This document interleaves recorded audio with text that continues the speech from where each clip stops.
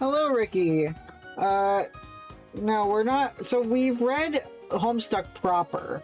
We are reading the Homestuck Epilogues, which is a just like a story that was written several years after Homestuck, tying up loose ends.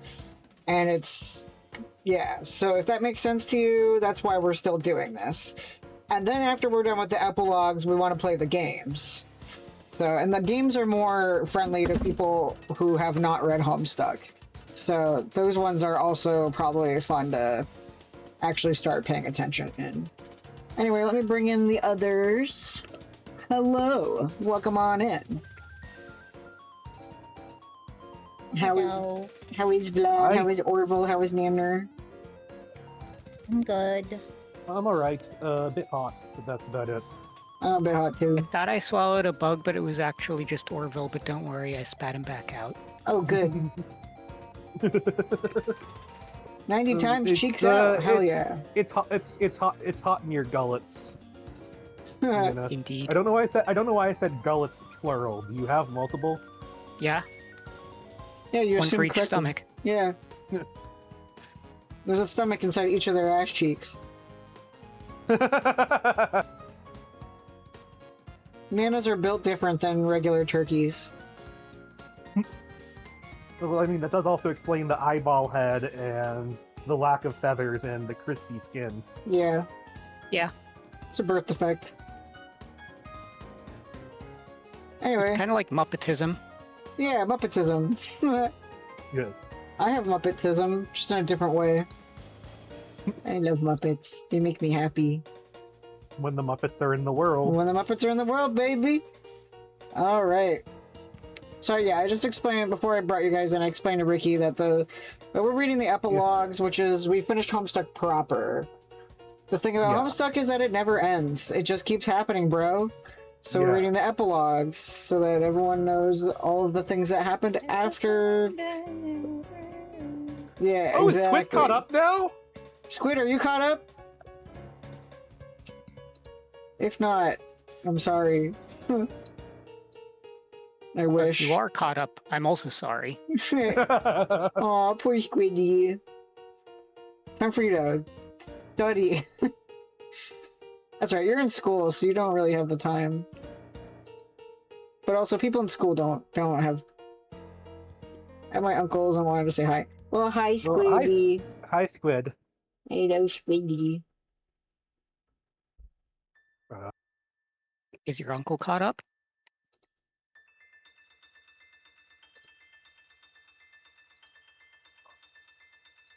Not the one I was looking for, but that's still good. Everyone should be friends with Squid. Camping spot's nice. I like camping. I don't do it often because I don't really have the supplies. But also, like, I wish that I could camp more. I live in a great area for camping. Like, I live close enough to Adirondack Park. But anyway. So, Orville, would you like to, give the rundown of what happened last time? Okay, so we are on the new Earth that our heroes created at the end of Homestuck proper. It is John's 19th birthday, and Rose contacts him to tell him that there is something he needs to do. He needs to go back in time and fight Lord English to sort out some wibbly wobbly timey wimey shit. And there's a discussion about how this isn't technically canon to Homestuck, but it's canon to itself, and it's connected to Homestuck, and yada yada yada. You know, you get this far. If you're in the Homestuck epilogues, you know there's gonna be some odes to postmodernism here and there. A lot of meta stuff. So then John was faced with a choice after going on a meeting Calliope and Roxy for a picnic. John was given a choice of meat or candy by Calliope. We chose meat. So John has gone through time, plucking out versions of the whole, plucking out versions of his homies from Doomed Timeline, and went off to fight Caliborn and got stuck in the window that gave him the retcon powers in the first place. But the more interesting part has involved Dave and Karkat. Karkat is running at Dave's request and with his guidance. Karkat is running for president of the New Earth. He's running against Jane Crocker, who has been described as a fascist, and they're busy figuring out whose votes they can figure out they can get, and which of their friends which friends they can trust for endorsements, and who they will have to fight for endorsements. And so far, Jake is the big wild card that everyone is trying to win over. Yeah, and Jake has a show with Dirk where they do rap battles and wrestling and have diapers thrown at them. I don't know why that detail is a thing. Yeah, and Jake wears booty shorts and his ass is world famous. Yep. So is mine, but you know.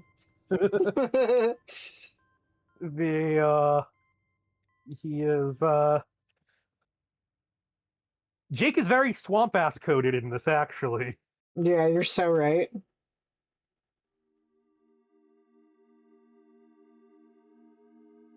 Yeah, and not just because of the booty shorts. Oh yeah, for sure.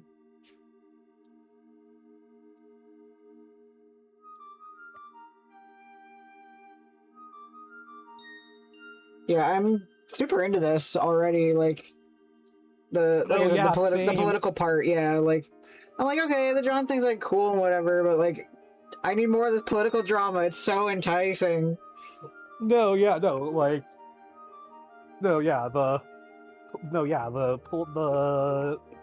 John storyline isn't bad. It's just that it's like pretty good, and then this is like enthralling. Yeah, exactly. Oh, and also there's a thing where Dave and Karkat and Jade kind of have a polycule? Kind of sort of polycule. Dave and Karkat still don't seem to entirely understand their relationship with each other. Which is so hot. Yeah.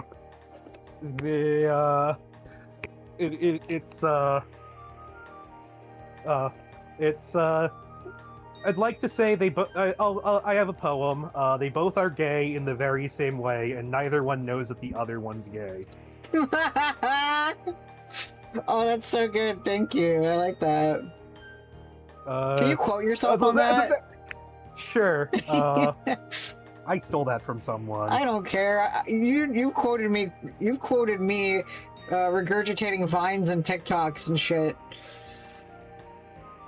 That's so funny.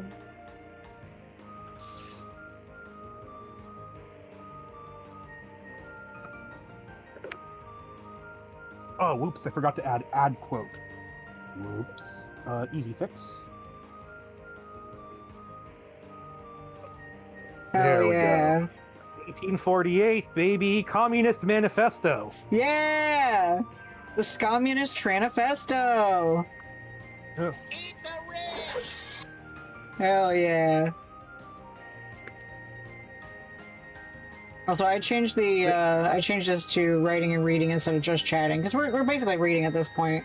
Yes. So...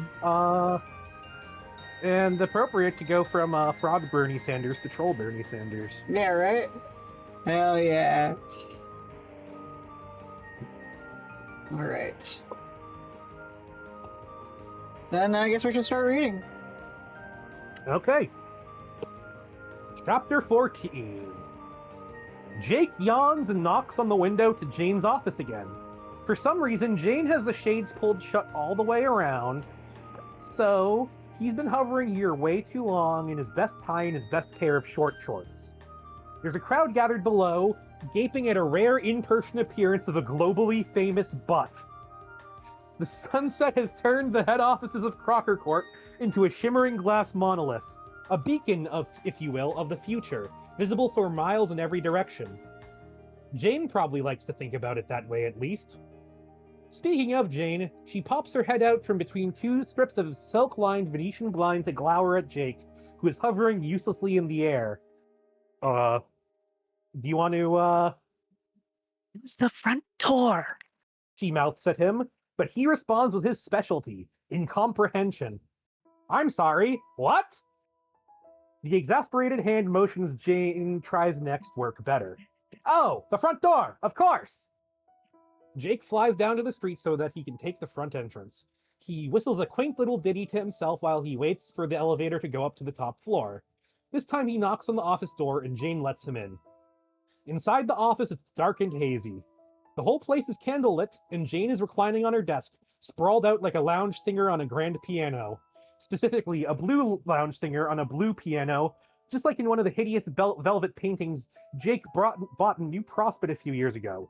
Like all of his impulsive purchases, the tacky thing is gathering dust in a pile somewhere in one of the hundreds of spare rooms in his mansion, which now primarily functions as a very expensive warehouse for his atrocious hoarding habits.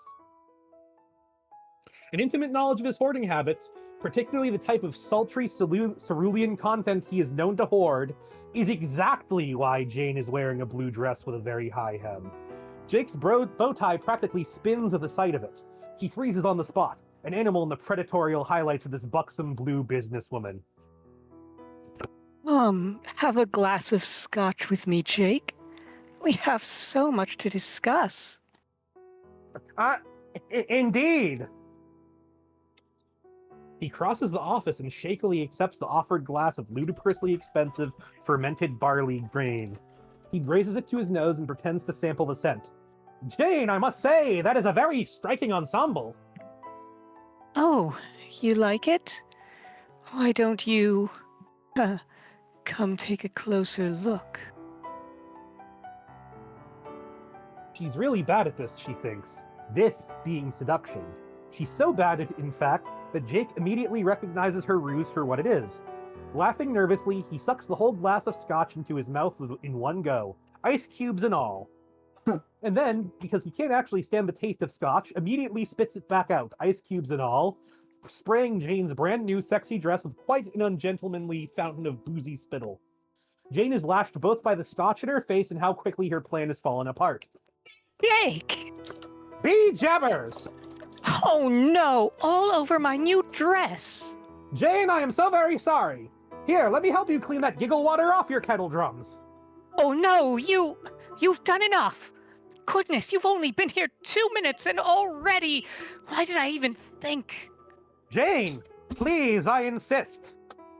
She tries to push him away, but Jake considers himself to be a gentleman. He helps her to the floor and shrugs off his dress coat so he can use it to wipe her down. She is staring at the ceiling like she hopes it will split open and suck her into a supermassive black hole so she doesn't have to deal with anything that is going on right now. Some of Jake's scotchy slobber is on her glasses, which is not the place she was planning on having it tonight. Is this why you wanted to see me? To show off, this proper bit of frock?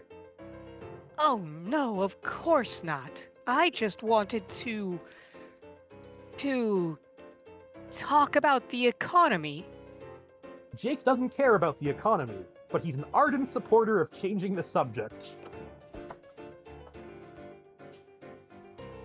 Ah, it's doing quite well right now, actually. I should hope so!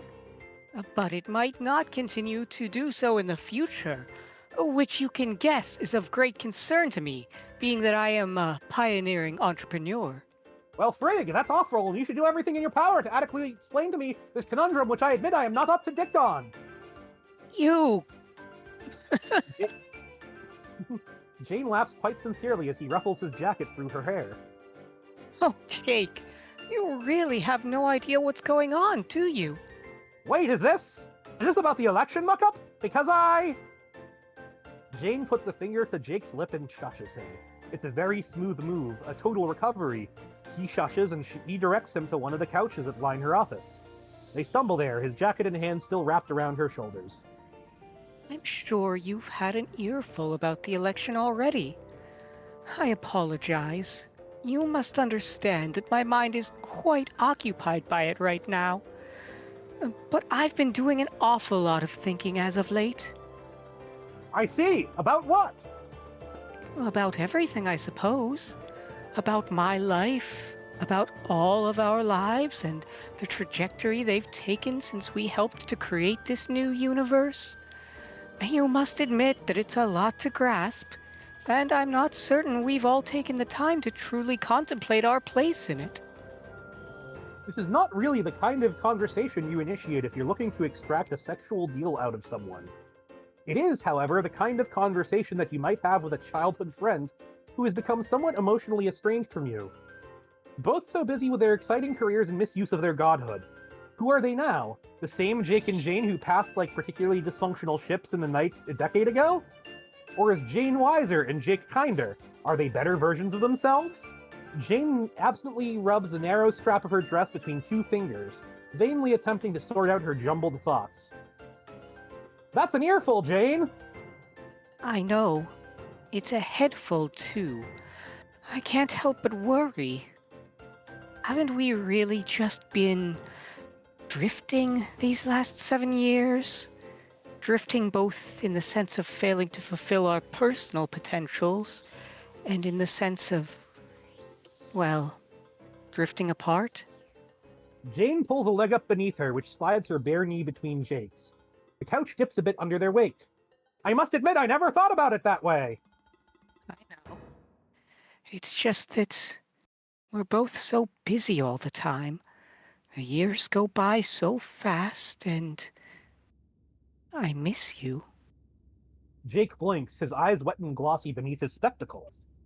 Ah, well, I suppose that I miss you too, Jane! The moment goes from calculated to genuine in an instant. Jake drops his coat and glides his hands down her bare arms so that he can hold her? Yeah, that's definitely what he's doing, holding her, and not too gently either. Jane really is quite pretty, with the candlelight glittering across her spectacles, her hair damp, and her front teeth poking out from beneath her lip. She's so pretty that Jake can't stop himself from sliding a hand up to her neck and using his thumb to tip her face back, so that they're staring right at each other in the low light, close enough that Jane can probably smell his disgusting Scotch breath. She definitely does smell it because her cute nose scrunches up and she laughs again, a very small, private noise. A noise just for him. So he kisses her. Very well, if he does think so himself. Dirk has given him a lot of uninvited but incisive criticism on his kissing over the years, so Jake wouldn't be surprised if he was considered the best kisser on the entire planet at this point. Jane breathes in, shocked for a moment, even more shocked when Jake hooks a hand around her waist and pushes her down. She makes a startled noise into his mouth. Then she throws her arms around his neck. It should be awkward, taboo at this point, considering the history between them, but it all happens so easily. Jane undoing Jake's bow tie, Jake hooking his thumb under the hem of her dress and hiking it up another inch it really cannot spare for decency's sake. There's nothing awkward about this moment, Jake thinks. Two old friends, hot as the blazes, giving in to passion? Who could accuse them of impropriety? Nobody worth their salt in his book. It all makes perfect sense. The inevitable consummation of a whirlwind romance fit for the big screen. Really, the only surprise is how long it took to happen. Jane is a beautiful lady, that's for sure. She always has been, but she's only grown more ravishing as she's come into the full blossom of her womanhood. Smooth, silky skin, thick, dark lashes, full, feminine lips, not to mention curves like the Dickens. It's all certainly conducive to activities of close phonological proximity to the phrase. Jane's baby soft palm, unmarred by the calluses of deft swordsmanship, slides down Jake's cheek and dips under the collar of his shirt. She caresses his clavicle and then tenderly trails her fingers up the side of his neck, steadying herself as she deepens their passionate kiss. Jane's touch is nothing like Dirk's. Dirk has palms so rough that they sting, especially on skin that's thin and supple, like the column of the throat right over the jugular. He pulls away from Jane's lips and lifts her spectacles off her nose. It's a motion that still feels practiced and familiar, despite how long ago he'd lost the precious chance. Those rare, intimate moments where Jake was allowed to slip off Dirk's shades and look upon his face, unobstructed, stand out more clearly in his mind than almost any other in his life. Jake swallows. He can't stop thinking about how Dirk kissed him last time they didn't hook up. Which is a thing, of course, that didn't happen, so how can Jake possibly be thinking about it? Is it just some sort of Pavlovian response that's making his heart race like this? He does his best to push the untimely thoughts away, but his fingers tremble as he sets Jane's glasses aside. Jane gazes back at him, cheeks flushed with desire, eyes dark and alluringly coy. All her features are round and soft, welcoming, soothing. The kind of face that makes you feel like you've come home. Dirk is the exact opposite. Long nose, thick eyebrows, pointed features. A man who seems built down to the very essence of his soul to be sharp, hard to approach, harder still to touch. But when looked at from the right angle, he's anime levels of handsome. Breathtakingly, choir of angel singingly anime handsome, the sort of man you can't keep your hands off, no matter how jagged his edges. But his hair is so much softer than it looks. His heart, too. When a heart like that opens up to you, it opens up the whole world as well. A world of increased appreciation for combat, philosophy, life, love. Yelp! Jake yelps and rolls off the couch in such a panic that he almost takes Jane with him. She flies to her feet, startled, breathing fast, and readjusts her disheveled clothes. Are you quite okay? I have to go right now, sorry. Jake's already hovering 2 feet off the ground before Jane can say another word. He doubles back to the end of the office and grabs the bottle of near-untouched scotch before kicking open the latch to one of Jane's giant windows and letting himself out. He's got a lot of things to think about, apparently. What the living fuck? Jane stands alone in her office, confused, horny, and kind of pissed. She slowly slips the strap of her dress back over her shoulder. Then she closes the window, sits in her CEO chair, and speed dials the number for her one-man kitchen cabinet. Yo, what's up? Not Jake, apparently. Wow. Going straight for the double entendre, huh? How much of that scotch did you have? I think a few drops made it into my mouth when Jake spewed his beverage directly onto my face. Things went that badly, huh? Ah! This is so embarrassing! You know, I wouldn't have approached it this way if I wasn't absolutely certain its margin for error was virtually non-existent. I mean, it's Jake. Were you nice to him? Well, I told you can't be nice to Jake. Listen, Jane, I don't really have time to jam right now. Why don't you leave Jake to me? Jane squeezes her eyes shut and, very softly and quietly, bumps her head against the edge of her desk. Why do I feel as if we've had this exact conversation almost word for word before? Because we have. Many times. Well, what do we do now? I'm afraid I've gone and made things worse. Like I said, let me work on it. I know what I'm doing. You always say that. I haven't been wrong yet. Jane, head still planted firmly on desk, laughs at that. There's a sardonic twist in Jerk's voice that he intentionally recalls every time he's ever fucked up. That satisfies Jane nevertheless. She knows that he won't fail her. Fine. Please call me later so that we may strategize. And also because I could use some emotional support after what just happened. I might be caught up for a while. Why is that? Can't explain right now. Catch you on the flip side, Jane. Wait. Dirk doesn't wait. There's a shadow cast in his doorway that is much more important than the election. Rose is braced against the doorframe, one hand on her purse and the other on her waist. She has her head tipped just so, her pale hair falling across in her face at an angle that dissects her perfectly neutral expression. Dirk sets down his phone and acknowledges her with a nod. Well, go on. John, fight Lord English.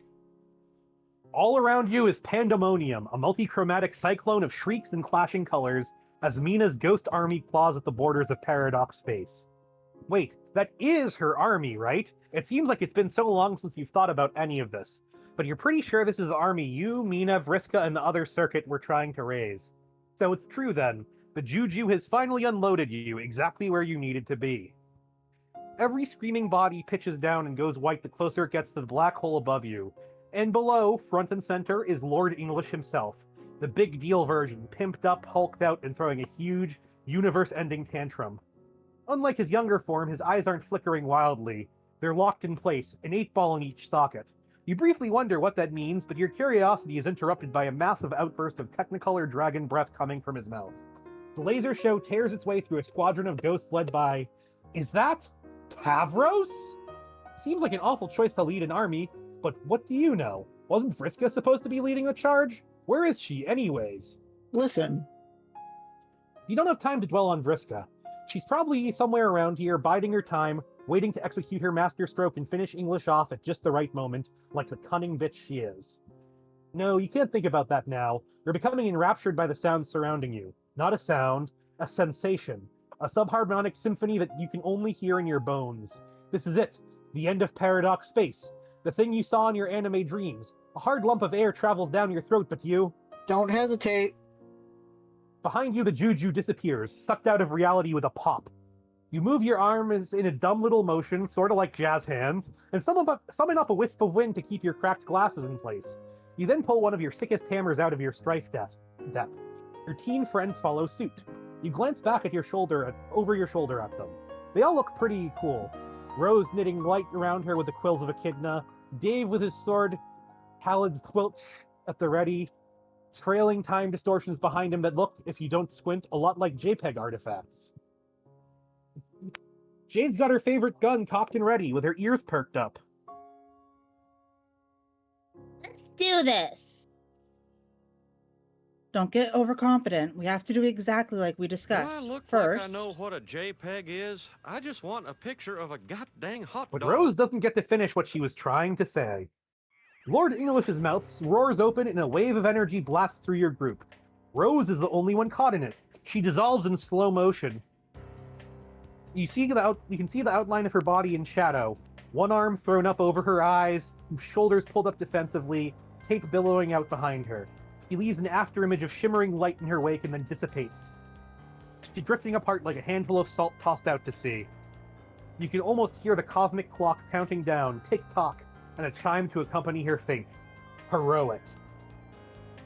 Rose! No! Jade doesn't wait to fire. Space splinters open around her so loudly it drowns out the fire from her rifle. Lord English raises one of his giant fuck-off hands to deflect her anomaly powered bullets, giving Dave an opportunity to attack. Dave raises his legendary blade and aims for the impressively beefy torso. It should be a sure hit, like slashing the side of an unusually broad green barn.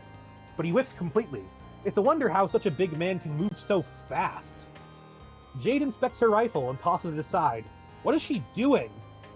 With all the powers of a Witch of Space at her command, combined with the infinite abilities of a First Guardian, she's still messing around with basic firearms? She makes two tight fists and strikes a pose befitting of a warrior about to power the fuck up. She focuses and strains. A doggy snarl rips its way through her clenched teeth. A hazy aura envelops her as space buckles and lenses about her form. And then... nothing. No crackle of electricity, no licks of chartreuse flame. She searches within, realizes her power source is completely unavailable to her.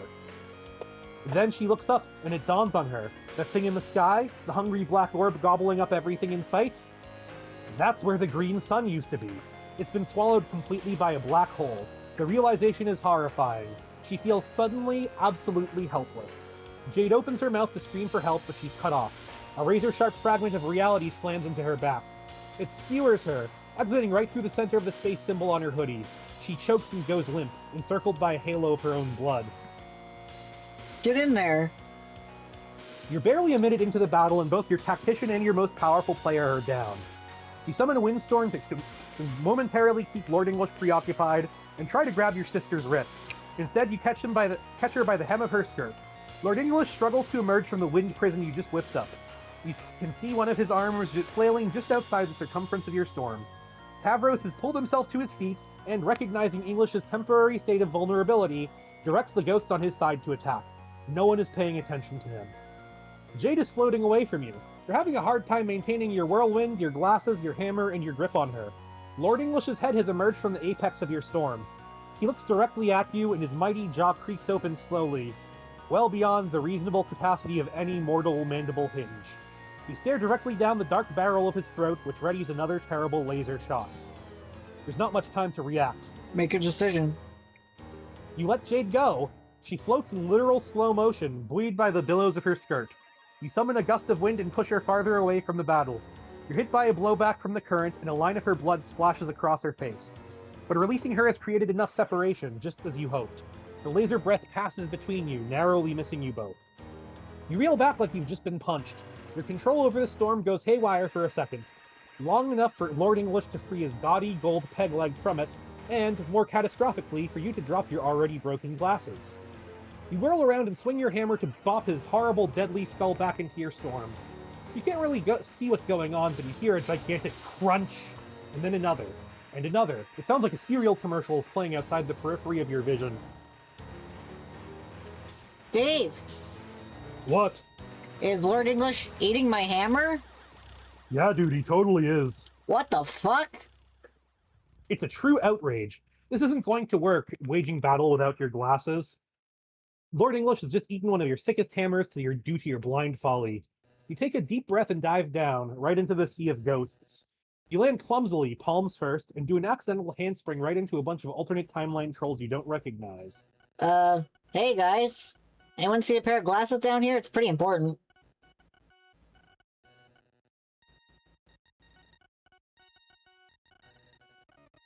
Everybody shrugs. This gaggle of lost souls collectively personifies uselessness. Oh, thanks, Worf. It is inconceivable to you that a single one of them will survive this battle. Perhaps it's for the best. Behind you, the wind barrier tears open. Lord English explodes from his confinement and swings his peg leg through the army. Ghosts scatter like bowling pins, many flying into the cracks in space. Before the leg hits you, a troll leaps into action and blocks the blow. Her trident sends a satisfying ring off the round of the peg and sends it skidding backwards. Whoa, that was a close one. Hell of a time to finally show up. Sorry, we were kind of busy.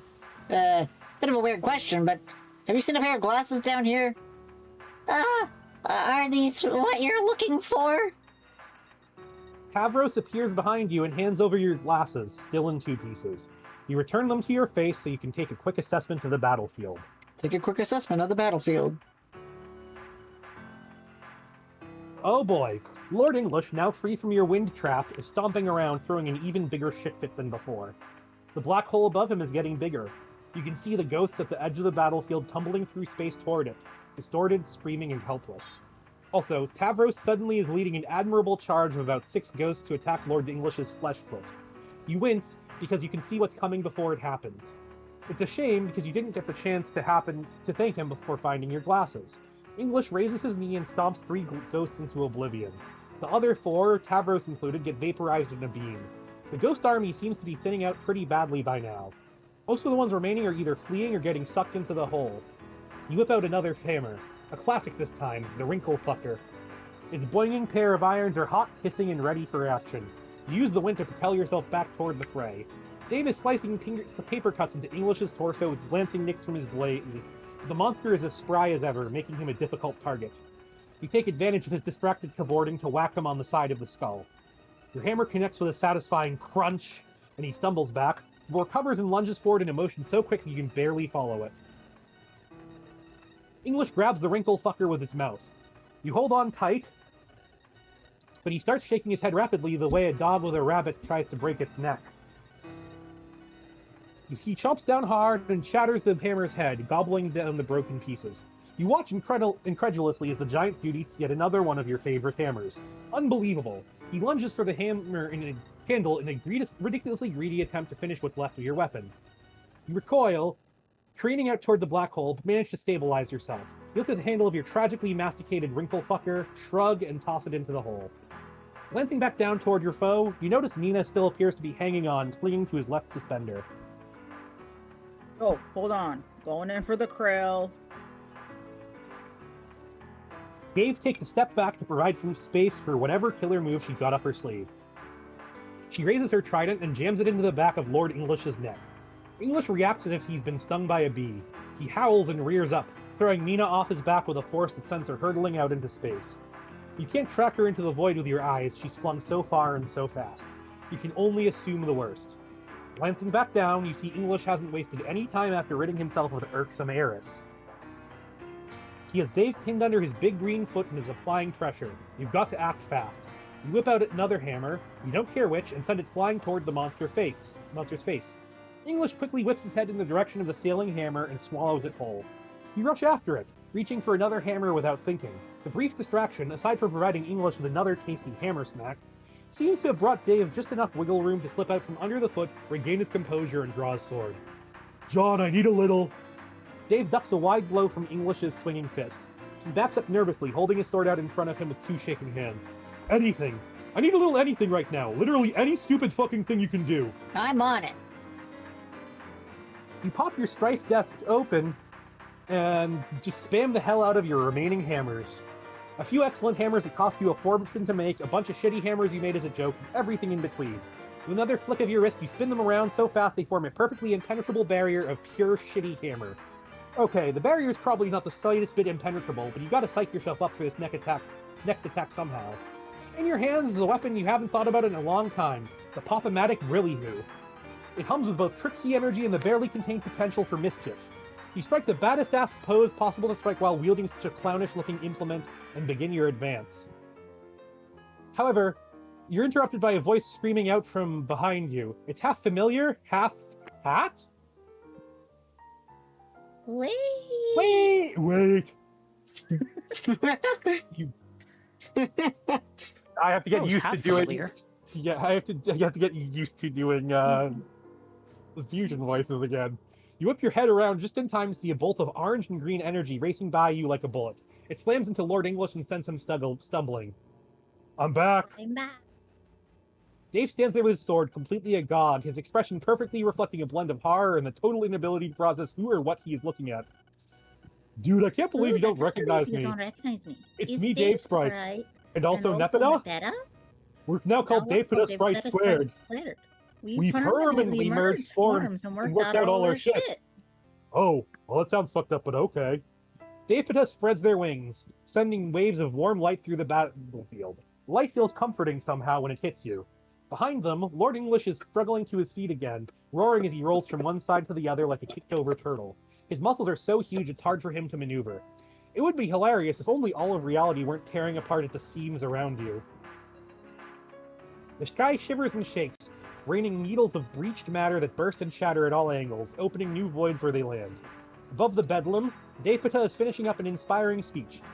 You realize that you tuned out most of it due to the surrounding chaos. I know it looks awful right now, but we can do it. In fact, we're literally the only ones who can do it. After all, it is our destiny. destiny.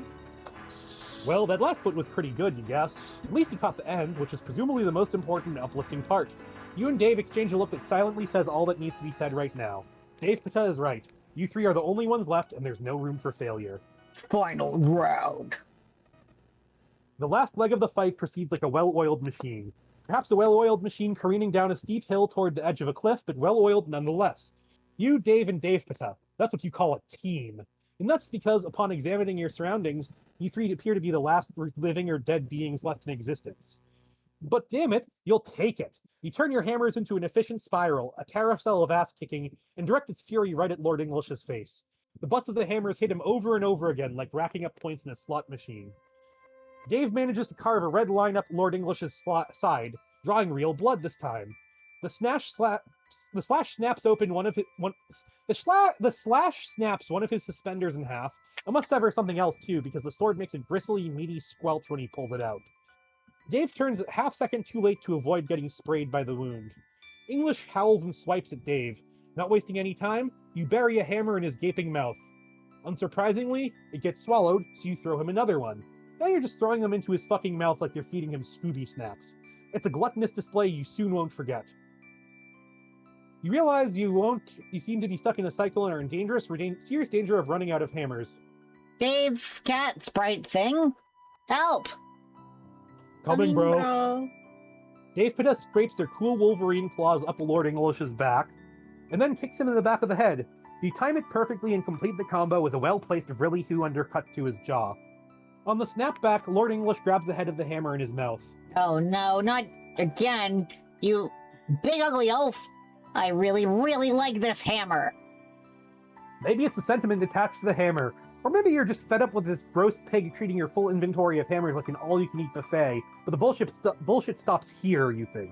Which is why you refuse to let the handle go when English wraps his tongue around it and unhinges his jaw with a sick, wet pop. You plant one foot under his nose and the other on his mandible and tug back. He makes a guttural sound at the back of his throat and sucks the Vrilly-Hoo deeper in. Your heel slips on some drool, and your whole leg skids straight into his mouth. You twist, off balance, and fail to catch yourself.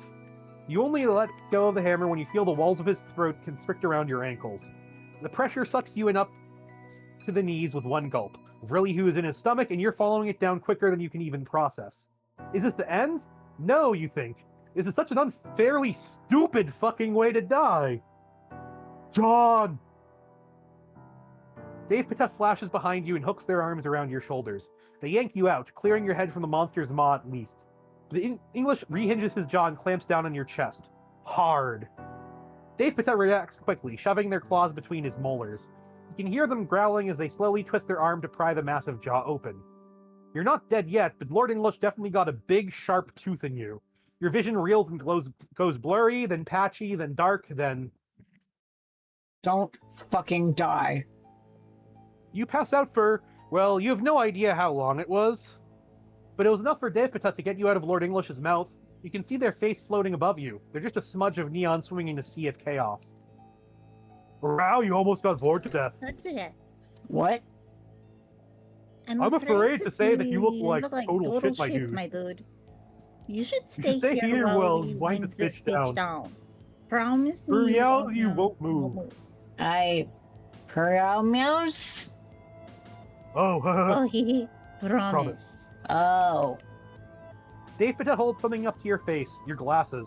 They tuck them into the front pocket of your hoodie and pat you on the head before darting back through the air back toward the battle. You're woozy and don't have the energy to stop yourself from drifting. There's blood floating up around you, dilute and bubbly in the air like cooking oil in water. It's yours. Examined wound. You lift your chin and see it. Lord English's gold tooth cracked off at the base and embedded in your chest.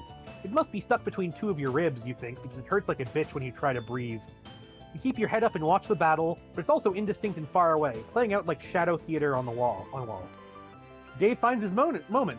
He rams Khaled Fulch into Lord English's chest, all the way up to the hilt. It penetrates his flesh like nothing else has up to this point. The wound around the blade sizzles slightly. The weapon, the unusual material it's made out of, is poison to English. He cries out in a cracked, broken staccato. It's an ear-splitting wail that cleaves the last of the furthest ring apart. Reality falls away from the mooring of the all-surrounding white light like a peeled eggshell. Dave's trying to get his sword free, but he's stuck. English's shriek morphs into a sinister, predatory rattle as his jaw creaks open. His mouth envelops Dave's head and snaps shut. He twists once, then twice, then again with a crack. A disaster of blood instantly coats his skull and upper torso. He swallows the disembodied head whole with a triumphant gulp. The limp torso goes spiraling lazily in the direction of the black hole. Dave Patet is yelling something indistinct. Or maybe they're just yelling at the top of their lungs. That's what you feel like doing right now, but you can't move. Your limbs feel like lead. Consult your strife deck, you've got nothing left. No hammers, no nothing. It's up to Dave Patet, who seems to have plenty left. If not in the strife deck per se, then in the heart. During the beast's grisly moment of gloating over the younger Strider's death, Dave Patet stands 20 paces behind him, crouches low to the ground, wiggles their behind, and pounces. They cling to English's back, wrap their legs around his midriff, draw back their arms, and plunge their claws deep into the behemoth's armpits. Their gloved hands end up knuckle-deep in the upper serratus muscles on either side. Dave Patet then spreads their wings in an awe-inspiring display. An unwitting spectator viewing Lord English from the front might suspect the garish, orange-green wings belong to English himself. Dave Patet then, with all their might, lifts Lord English into the air and flies toward the black hole, trailing ribbons of blood and neon. English resists fiercely, but they're both already locked into the gravity well, beyond any threshold of escape. He cannot do anything about it, no matter how much he screams and cries. This victory, this final sacrifice, has always been the destiny of Dave Patet, as they have sensed from the moment they were created. And to die on this day, in this way, has always been the destiny of Lord English. The black hole, the gaping, implacable, cosmic embodiment of the dead cherub, his long-departed sister, finally welcomes Lord English home. English and Dave Patel are sucked in with a subatomic whisper. The reunion sends shockwave across the pitiful remains of Paradox space. And then, everything is wholly, utterly, and categorically silent. It's over. Lord English is dead. But it doesn't feel over somehow. You don't feel like you've won. You can barely feel anything, actually. All you can think about for now is Dave Patel. How they are so unfettered and brave. How they sacrificed themselves by flying right into the black hole like a fucking piece of garbage. You can almost hear Dave saying, may God rest his soul. You collapse against whatever is passing through the floor at this moment of utterly null corporeal conditions surrounding you. It doesn't feel possible. You're not sure you can even trust your perception well enough to believe it, but it seems to be over. You've convinced yourself of this truth well enough to allow you to exhale. Enough to allow yourself to suddenly acknowledge the agony coursing through your body, emanating from the gold tooth lodged in your chest. Enough to allow you to succumb to the overwhelming urge to sleep. Close your eyes.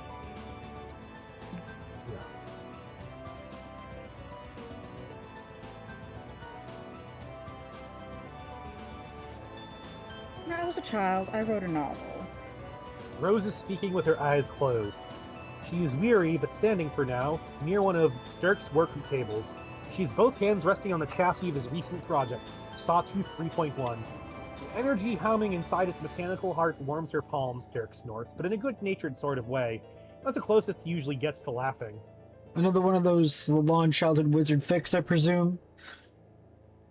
He leans his elbow on the table and stares out at her over the rims of his shades. The weight of Dirk's scrutiny is potent. She looks away. Complacency of the learned. The wizard fic, then.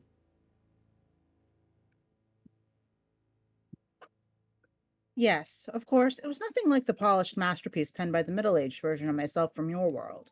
Nor did the saga span as many volumes. 13-year-old Rose only managed to draft the one, it shames me to say. How pathetic. I know.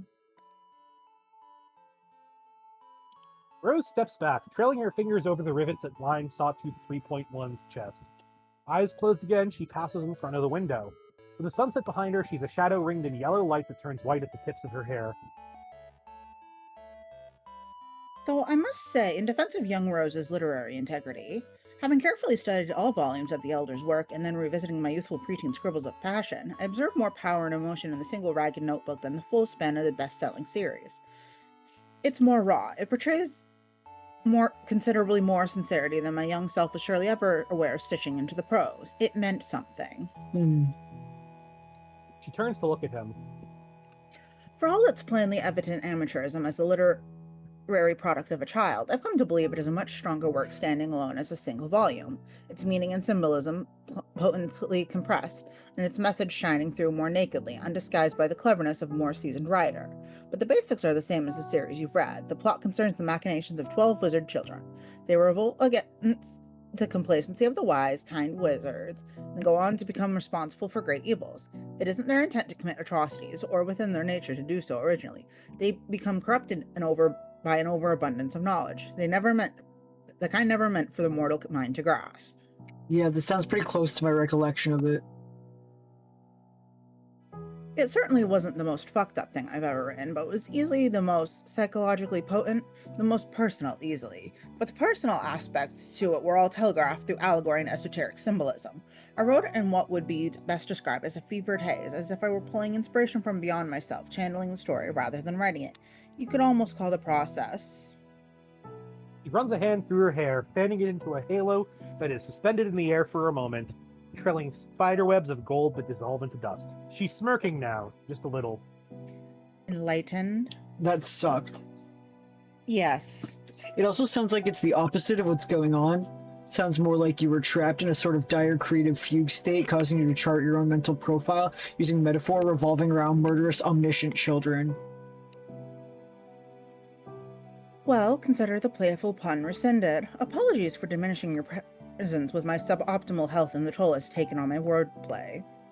Thanks. It's been very difficult for me. You've been a real trooper. Anyway, my point is that I've long suspected my story was a pre-manifestation of my Seraph light powers. I was seeing beyond my universe into another. My original thesis was that the children represented the 12 trolls who created our universe. But over the years, I've come to see how malleable any apparent fact of numerological significance can be. Adaptable, actually. Adaptable to shifting circumstance, changes in settings, stakes, and allied ensembles. 12. That's how many players went through the door at the end of our game. Exactly. My friends and yours, as well as Kanaya, Karkat, Terezine, Calliope. Dirk settles in against the wall beside Rose, shoulder to shoulder. She seems to take some measure of comfort in the physical proximity. When she finds herself leaning against him, probably without thinking about it, Dirk imagines, because neither of them really do that, he doesn't pull away. If it's her, it's alright. He won't begrudge her a small weakness now. You describe this as a fact of numerological significance, which makes it seem you suspect these correlations are something less than utterly providential, as if there's a part of you holding on to the belief that certain figures are coincidental, that their significances and repetitions smack of bullshit. Do they not smack of bullshit? They smack of a bunch of things, and a bunch of other things also happen to smack of bullshit. But the network of relations isn't perfectly traceable, nor can they all be mapped on a one-to-one basis. It's clearly exactly which things are smacking, just as it's unclear that when it comes to bullshit, whether or not smacking accurately describes what is being done per se. Rose looks up to Dirk with the ghost of a smile that she inherited from him. On her face, its blankness is as enigmatic as the Mona Lisa's. Maybe that is you who is smacking of bullshit, dear father. Nah, a smack of many admirable qualities, as well as keen insights. She doesn't seem to have another riposte to return, but her gaze lingers. She stares into his shades as if convinced she could see past them. Dirk allows their eyes to meet. I'm just saying, it's all evidence of a grand design. An immortal metatextual apparatus beyond our ken that we can only catch glimpses of when we're proverbially shitting our brains out through the nose. Which both you and I know. Which only you and I know, apparently, which is precisely my question. Her gaze drifts towards the ceiling. In my story, all 12 of the disciples fell victim to the vagaries of power. They were filled with the light of knowledge, and one by one they succumbed to it, turning insane or evil, or most often both. If this is the effect unchecked powers have on players living in a post-canon victory state, then why isn't it affecting any of our friends? Well, I got a few theories. She shoots him a look. It's the kind of look Kanaya gives her sometimes. Only a few? I mean, some of us have stopped using our powers completely. Not a whole lot of us need emergency resurrections or complex timeline manipulation on a planet that's never had a conflict more serious than a sports ball riot or a rumpled hat shortage. But even aside from how often they're used, some powers don't lend themselves to infinite expansion of one's mind the way ours do. I see. So what you're saying is, it's more a matter of one's aspect than it is whether one's powers are practiced further or allowed to atrophy. Yep. In that case... Rose sways suddenly. In that case, perhaps Terezi had the right idea. Getting away from this place, I mean. Maybe I was a fool for imagining I could settle down here. She jerks away from the wall in a tortured ragdoll motion, one hand snapping out vainly for something to brace herself against. She staggers forward a bit. Dirk doesn't reach out to steady her. Anyone else might have had the empathetic reflex to do so. Maybe it says something about him that he lacks this reflex. And maybe it says something about Rose that she prefers it this way. Try as she might to convince herself otherwise, through marriage vows and occasional banter about adoption with her wife, she is still a solitary creature. She gasps, sucks breath down her throat, and squeezes her eyes shut so hard that a tear rolls out. She slides back down the wall, sitting on the floor to save her energy. She's mostly composed when she raises her head. There's bitter laughter at the edge of her words. How are you handling this so well? I assumed it was just that feigned Strider stoicism, but you seem to be taking this... In stride. Ugh. I won't lie, it's definitely making me feel pretty crazy. Dirk stands over her, adjusts his hair, crosses his arms. He makes no motion to bother joining her on the floor. He looks very together. He says the word crazy with the same intonation with which he might say good morning. It's hard to believe he means it at all. But I've got more practice at this than you do. I spent most of my life before the game multitasking my entire fucking subconscious. I've had several times my age on paper to contemplate these mysteries. Years of prying open can after can of worms filled with answers I don't like. Cut yourself on the edge more than once and you stop getting surprised by all the blood. I see. Rose wraps her hands around her upper arms like there's a winter chill rattling through the workshop. She shivers. It's not the headaches that concern me most. In fact, I don't think it's the expansion of my powers that is causing the headaches, but rather my own resistance to it. Sometimes I get this feeling that I could, if I really wanted to, just let go. Would be as easy as opening my eyes. It's just like that feeling you get when you're far enough out of a dream to be conscious of it, but you're not yet awake. I'm caught in the liminal space between reality and reverie, where people once believed demons dwelled. The only reason the demon is still sitting on my chest is because I refuse to banish it. All it would take is looking directly at it. I'm forcing myself to stumble through life as a sleepwalker. All this pain and sorrow could go away if I just allow myself to wake up. Then why don't you? Because I'm not sure the person opening her eyes will be me.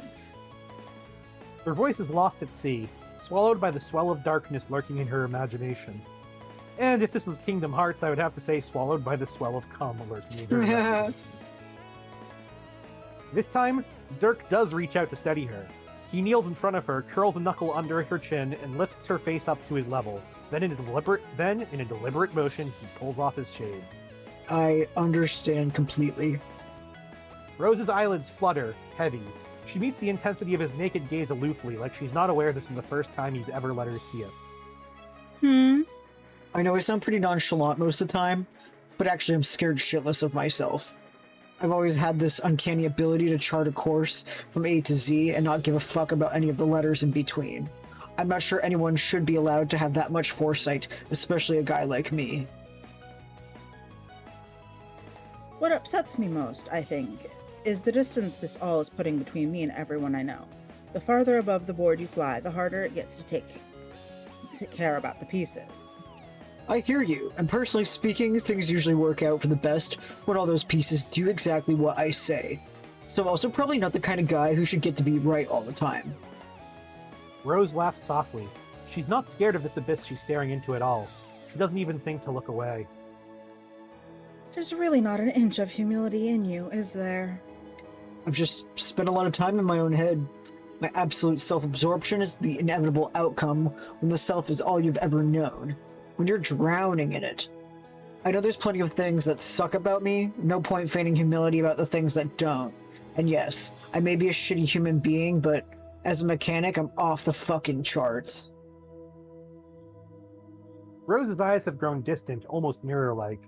Dirk can see himself reflected in her vacant stare. All the pieces in their place, the mechanisms all running smoothly. She says this in a hollow tone. It's the disarming voice a puppeteer ventriloquizes for a marionette. Her head falls toward her shoulder slowly. Dirk catches her cheek as she slides into sleep. It's difficult for the untrained ear to spot the exact moment in their conversation when the words she was saying stopped being hers and started being his. Or maybe they were her words. Does it really matter? In many respects, they're basically the same person, aren't they? Kindred spirits in blood and perspective, the puppet masters of the respective games they like to believe they're playing. But you knew that already, right? Oh, Lord. Oh yeah, you haven't read this. This is all Dirk? Yeah. Oh, shit, okay. None of my friends have noticed it yet, but you have. You have the ability to read between the lines, to understand that our lives are blighted by this undercurrent of subtext, of narrative significance. Anyone paying attention could have guessed by now who's really telling this story. You're not so innocent either. I've caught you leering at some pretty personal moments. Are you having fun being a voyeur? Just violating the shit out of everyone's privacy? Are these teenage romantic entanglements panning out the way you wanted? They never do. Maybe it helps, being able to see everyone's thoughts described in plain sight, broadcasting the internal conflicts, the compromises, the doubts. Does it make it easier for you to accept emotional faltering, the missteps, the basic inability to reach out and seize the opportunity for happiness repeatedly dangled in their faces, knowing their thoughts are transcribed by a third party? Does it fill you with a sense of unease, of sickness, sensing that their observations made out of their mental interiors may be tainted? Who the hell do you think I am? I can hear you wondering. You know who I am, of course. The better question is, who do you think you are? What exactly is so special about you? Nothing, of course. I am specific. I have a name, an agenda, a vision. I am a monolith of concentrated narrative authority, relaying events to you and swaying them as I see fit. Whereas you are pointedly non-specific, you are the generalized impotent witness to all of this. You are essentially as beholden to me as those whose lives I describe. I even have the ability to decide what you actually means. I can take the you-ness away from you and put it inside another passive mark, such as John Egbert. Wait, so wouldn't this be Hussy? Yeah? So why am I doing it? That's my next question. think that the twist, perhaps the twist here is that Dirk is Hussy? I mean, what is Dirk but Andrew Hussy's id? Sorry, Andrew Hussy's ego. Okay, so I'm Dirk Hussy. And you can go back to having Orville read it as Yeah. Andrew Hussy if you want. Yeah. Okay, where were we? What makes John so special? Okay. So, what makes John so special? The answer is something I'm sure you suspected all along, but would rather not face, which is probably nothing. He isn't special. He's quite ordinary, I assure you. Boring, even, and getting less interesting by the minute as he's forced to confront his absolute lack of heroic purpose, except as a pawn to be manipulated by a fatalistic reality. But I'd also like to make it clear, he's not even that remarkable in his unremarkableness. He's simply convenient for it. Anyone can be endowed with this you-ness if I think it achieves a certain goal, even if the objective is merely to demonstrate the gambit's potential, to reveal the effortlessness behind it, to make a show of who matters and who doesn't, and even if they do matter, for how long and for what purpose, as dictated solely by the allocation of this faculty. You-ness can be stripped from the lowly Egbert just as easily as it was given, and then bestowed upon the mighty Circuit, but even then only long enough to dismiss the vainglorious spotlight hog from the narrative forever. Good riddance. But I haven't revealed myself to you just to boast about the abilities arising from a gradual obliteration of the constraints on my consciousness. I've only taken a moment to answer a few questions. Not ones I heard you ask, because again, you are non-specific and therefore do not matter. Ones I imagined you asking. And by imagining these questions, they become less fake, and such demanded similarly non-fake answers. No, in truth, the time has come to make my presence known in order to start bringing my plans to fruition. It's time to get down to fucking business. John needs to wake up. Interesting. Why did they do it in orange? Because Hussy is colored orange in the comic, Oh. but it is a bit awkward because his text has never been orange before. but Yeah. also, he is Dirk. Yeah. Okay, yeah. Okay. Oh, 'Cause- so is this just he's just gonna be orange the rest of the way? Yes. Oh, so Orville can just use his regular narrator voice, I guess, because that will get Okay. annoying after Yes. a while. Yes, okay, that's fair. But I think that actually, unintentionally, that worked pretty well of us blending the line of Dirk and Hussy. Yeah. That was the point. Okay. To play the trap, I say Andrew Hussy's a cunt at least once every stream. I will say it's possible that he's playing the heel here deliberately. Now, do I think that it underlies an ego that's probably been at least a dark side that's probably been lurking in him to some degree from the start? Yeah, probably. That is indeed what this epilogue is saying. But I will attempt to analyze this text as it is presented.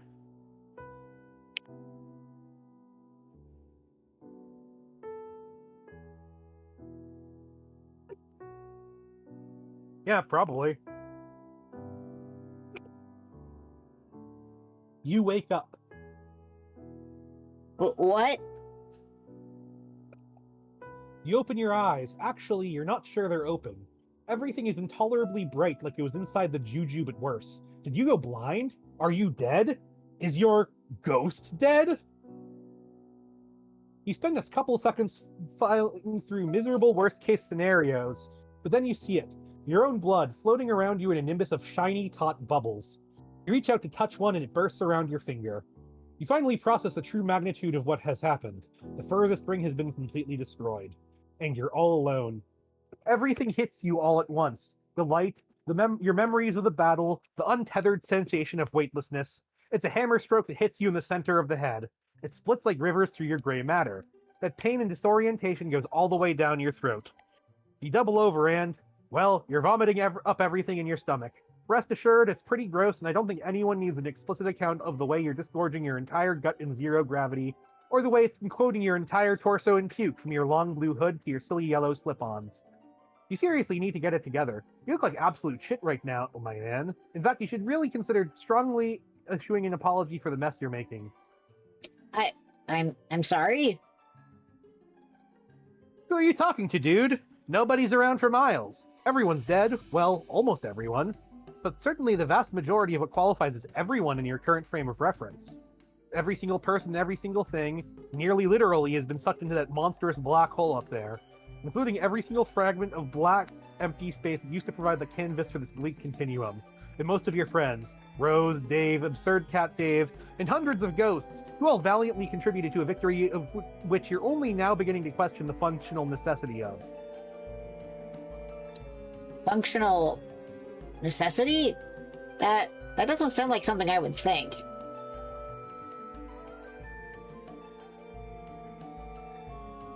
That's because it's not. What the fuck? You finally noticed. No, not me. You go back to ignoring the fact that I'm the voice in your head. You noticed how it hurts when you breathe. Suddenly you remember. Lord English's tooth is still embedded in your chest.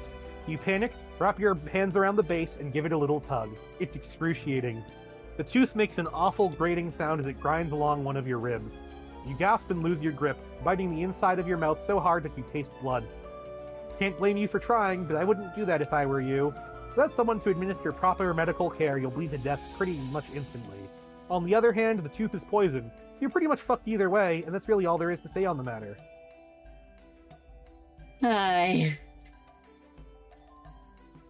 You sigh in painful resignation. English and wonder what to do next. English is dead, so you suppose you can go home, right? It's tempting. You consider zapping back to Earthsea, being done with this nightmare for good, and never breathing a word of it to anyone ever again. But you can't yet, can you? Why not, you wonder? What's the harm? You're right, it would probably be a harmless decision in the grand scheme of things. Certainly the easiest thing to do. What about your friends? You saw Rose and Dave die with your own eyes. You saw countless ghosts getting swallowed whole by a voracious singularity. How about Jade, though? She could still be out there somewhere, injured, alone, scared. And it's your fault, isn't it? It's all my fault. You decide that no matter how terrible you feel, you should look around first before you leave. You are the one who dragged her here. You owe her at least that much. Plus, there's someone else on your mind, isn't there? You proceed to wander for a long fucking time. Time passes differently here than it does for everyone else. Here, I'll simulate it for you. I just left to go take a piss. I microwaved myself a Hot Pocket. Then I came back.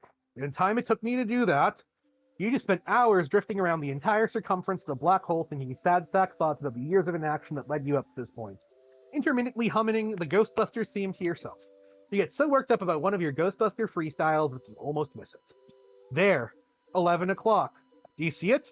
It's that tiny dot floating over there. Huh? You scramble to catch it before it drifts any closer to the event horizon. Got it. What the hell? It feels familiar, but you want to make sure you're not imagining it. It's a wallet. Your dad's wallet. You chew your lip and press your fingers into the soft leather. Space is an infinitely large expanse, and a wallet is a tiny, insignificant object. Sure, there have been crazier coincidences in the course of this wacky adventure you've been having for the past 10 years, but this one feels very precisely aimed at your heart. You take a deep breath, unfold the wallet, and open it. So basically, considering that John is able to be outside of canon and have retcon powers, is he the only one who's susceptible to hearing Hussey as the narrator? That would be my You'll guess. have to keep reading and find out. I mean, that would be my guess. I'm sure you're both sick of hearing my positing on the nature of free will in Homestuck. Yeah, I think it's Well, funny. as it's clearly become obvious, that's one of the main points of Homestuck. Yes. So it's good to posit it. Yeah. Yes. No, I'm saying, It is- yes, it is a question raised by the text. If I simply thought it was a case where they weren't being consistent about it, I would have just brushed it off as wibbly-wobbly, timey-wimey shit. and been done with it. But the text kept on bringing it up, like, very directly. Anyway, back to the B-plot. Right about now, Jade should be wrapping up her political presentation to Roxy and Calliope, using a lot more graphs and far fewer words than Dave did when roping her into the election. Her approach is definitely more heady, but it's also more accessible. Jade's got this disarming combo of head-in-the-clouds flightiness and the kind of legit down-to-earth cred that can only be earned by having done something like cutting open your own grandfather and stuffing him full of polyurethane foam. So you see, Jane's neoliberal austerity measures. Roxy groans upon hearing the phrase neoliberal austerity measures for no less than the third time in this presentation. As I outlined here in graph B2 and here in figure A6, and here in this very spooky drawing I dictated to Callie, great drawing by the way, will no doubt lead to a whole bunch of ugly societal backlashes, not just in economic terms, but on a number of other more serious vertices that we've been lucky enough to avoid on New Earth so far. You don't say. I do say. The thing is that Jane is an establishment leader. She's looking at doing things the way our old universe did them. She's pretty convinced that she's going to be able to replicate the capitalist hierarchies that Earth had, but in a more responsible way. But none of that stuff actually worked. And you think Karkat can do better? I think it's worth it to give him a chance, and he's a leader of the people and he's experienced firsthand what happens when the establishment goes too far, which I imagine you can sympathize with. Jade takes a deep breath, panting a little. Her graphs are floating around the living room in disarray. She spins them around her, gliding her hands through the air like a conductor, before folding the pages together and shrinking them to pocket size. And that's my pitch. Roxy and Calliope exchange a look. I'm going to get us tea and snacks. Would you like some, Jade? Oh, yeah, sure. Any preferences? Pumpkin matcha if you have it. Of course, I'll be right back. Calliope excuses herself from the conversation and flees to the kitchen, seemingly making no attempt to disguise the fact that she is in fact fleeing. Jade deflates as she watches her go, sensing that her presentation wasn't the slam dunk she was hoping for.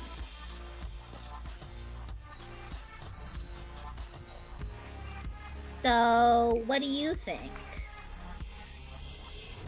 Well, I gotta say, it's been a hell of a convincing argument all in all, but I don't know if I can help you out. What? Why not? Roxy presses her lips together, then bounces her palms on her knees. Her gaze slides east, right out the window. She and Calliope live in a belfry above New Prospect. One end of their living room is an oriel window that looks out over a public park. The other disappears into an arcading hallway lit at the far end by a giant stained glass window that Calliope made herself. The corbels supporting it have windy, abstract shapes carved into them. This room reminds Jade of her childhood home, except it's bright and warm and not inhabited in all corners by corpses and ghosts. That's why she can't settle down. That's what keeps Jade Harley flitting from couch to couch, relationship to relationship. She can't stop thinking to herself that home comes awfully close to rhyming with alone. Home is John, who doesn't call anymore. Home is when Rose and Kanaya welcome her in from a cold night and help her set lyrics to her sick bass lines. Home is here, snorting at Roxy's irreverent method of storytelling and admiring Callie's art. Home is Dave and Karkat. Especially Dave and Karkat. Jade knows that this election is important for a number of reasons, but let's not mistake her enthusiasm for some kind of humanistic altruism. Girl's got personal reasons for doing all this. Jade drifts down to sit cross-legged on the couch beside Roxy. She stares at her with a doggish expression, eyes wide, head lolling to the side, until she gets an answer.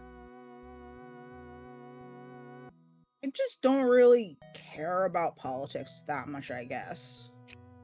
Roxy turns to face Jade again, smiling apologetically.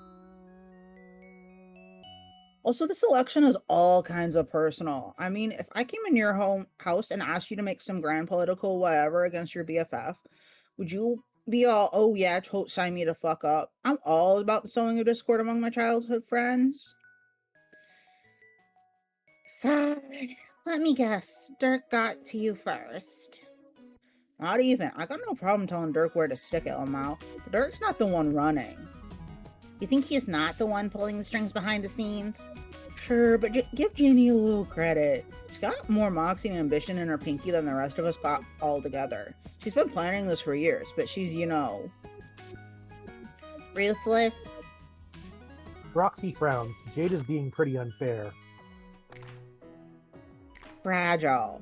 She's gotta be Miss Perfect all the time for the billboards and press meetings. Always wearing those power suits trying to look like a big bad bitch. You mean like the Condess? Wow, ouch. I'm not just imagining it though, right? You see it too. Not to judge it something horrible from your history, but her whole image is just kind of woof. Is that what you guys think, you and Dave and Carcat? Well, yeah. Roxy leans forward and stares Jade down, like she's searching for something behind Jade's eyes. Jade unwillingly responds in kind, looking for meaning behind Roxy's gaze, but she comes up empty. And to be honest, so do I. In the spirit of full disclosure, Roxy's the only one left I haven't been able to crack. Her mind remains a total enigma to me, just like it always has. If I had to guess, it's her void powers that make her invisible, even to increasingly omniscient parties such as myself. For all intents and purposes, it's like her thoughts don't exist. She's the same person as far as I can tell. She still wears her heart on her sleeve, but the bottom line remains, Roxy Lalonde is still utterly fucking inscrutable. Well, Jane's not perfect. Roxy shrugs and runs a hand through her hair, which has recently been cut shorter than usual. I don't know if she'll be a good president, but she's not Betty Crocker, and I love her and I don't want to hurt her feelings. That's pretty much all there is to say on the matter. Calliope returns from the kitchen with 3 cups, a handmade teapot, and some candied cakes. Jane finally relents. Fine, I understand. Callie, what about you? Calliope sets down the snacks and brushes Jade's skirt aside so she can sit down. She puts a claw to her mouth and makes a facial expression more complicated than you'd think a spell would be capable of. Oh, I'd rather stay uninvolved, thank you. I feel like interfering in both politics and a personal argument between my friends would be impolite as well as kind of stressful, to be honest. Yeah, sorry, Callie. I probably shouldn't have put all that on you. Apologizing, more snacking. Calliope claps her hand together. It's a bright noise. Her tone of voice is bright too. All these years and she still can't believe she has so many friends. She smiles at Jade and Jade smiles back. The tea tastes great. The cakes are even better. Callie's an artist in everything she does.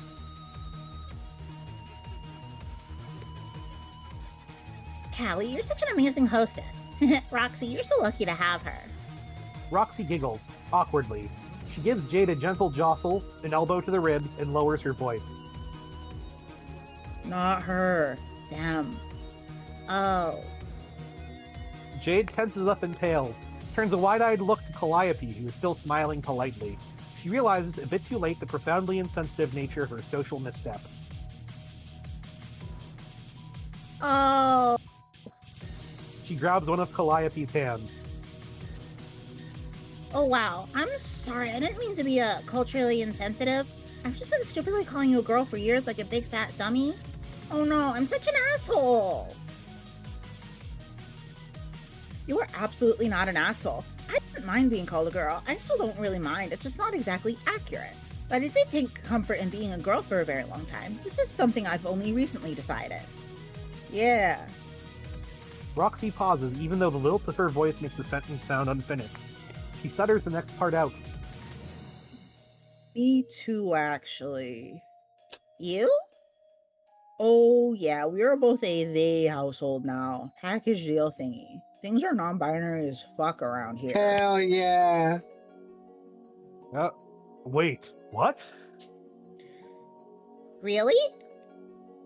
Yup. Well, I mean, that's probably a dumb and bad way to say it. Don't tell anyone I said it that way. But yeah, that's about what's going on. Roxy? Seriously?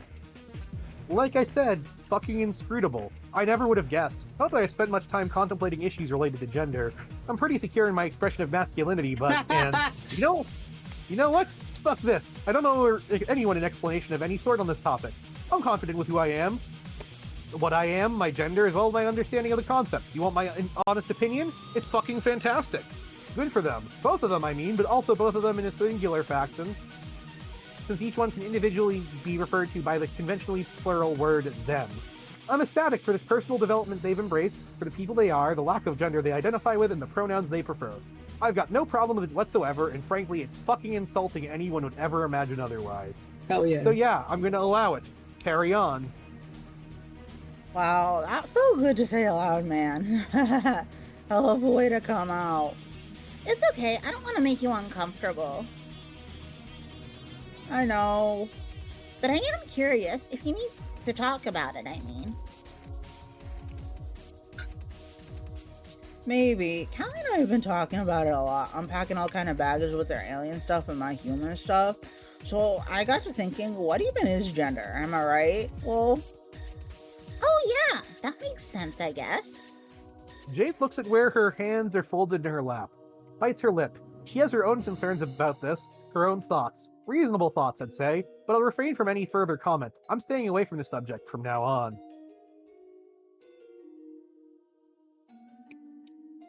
So you're not doing gender anymore? yeah, I guess not, FAL. I mean, that was all the stuff from our old universe. Why do we even bring it here, right? Right. Calliope takes a tea cake between two of her claws and eats it delicately, hyper aware of the horrible gnashing and snapping her powerful jaws capable of. My ideas about Shit, between two of their claws. They take a tea cake between two of their claws and eats it delicately. Sorry, my bad.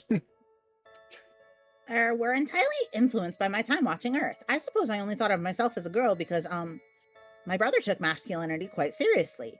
By which I mean he became very enthusiastic about all the things supposedly meant to be a boy. Terra existence is dichotomous, but not in the same way human biology is. I suppose our view of human culture indirectly influenced Alternia's development, which in turn infected yours, which is something I've had a lot of time to think about since we came here. It's also very circuitous and arbitrary. Yeah, exactly. Like, when you think about it, so much of what Earthsea thinks of what boys and girls should do comes straight from the imagination of a bunch of dumb teens, which is totally fucked. Sure.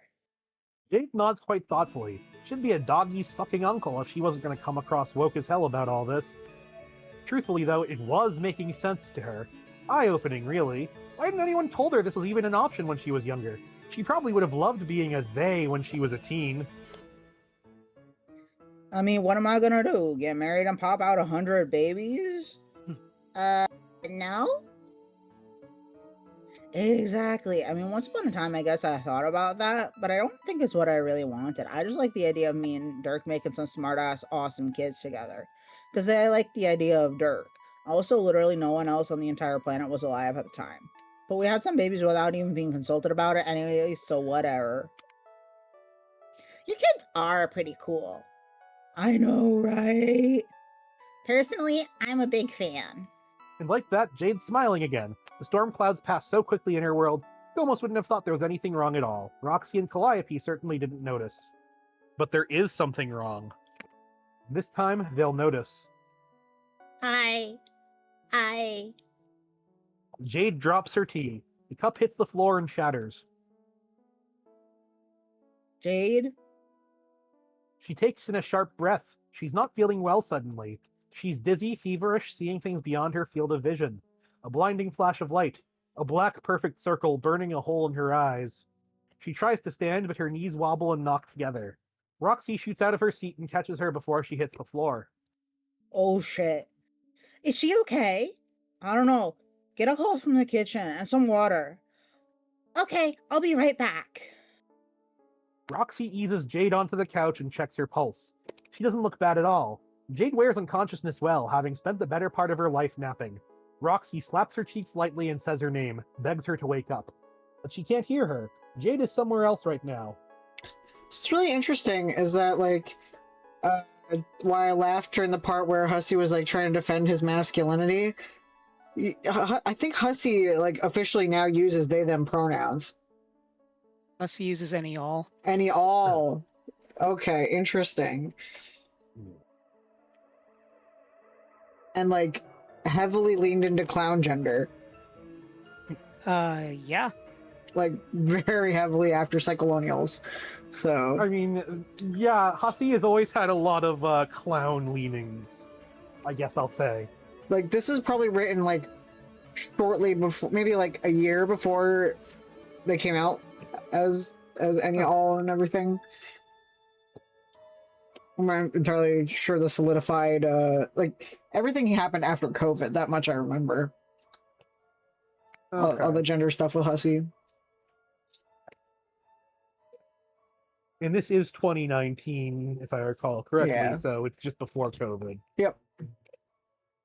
But yeah, that would explain Hussey getting defensive about gender if it's coming Yeah. when they're grappling with their feelings about it. Yeah, as someone who is genderqueer, as most of us are here, or a Yeah. gender minority, I'm not going to discount you, Orville, since you are a femboy, and that is a gender minority in itself. That a Yeah. lot of my time spent shortly before transition was a stage of denial. Being like, that can't be me. There's no way that's me. And I spent probably about a year and a half being in denial, and then I was like, oh shit, actually, you know what? Yeah, I regret all that denial, and it's funny to look back at it now. And I can only hope that if Hussey is the kind of maniac to reread his works like I am, to look back at it and just be like, haha, that's funny. I was in so much denial. Tee. I hope that can happen, or it has happened. Yeah. I think for me, I figured out most of it during my teen years, but it was a while before I told anyone other than my therapist. Yeah. It was actually my mom guessing.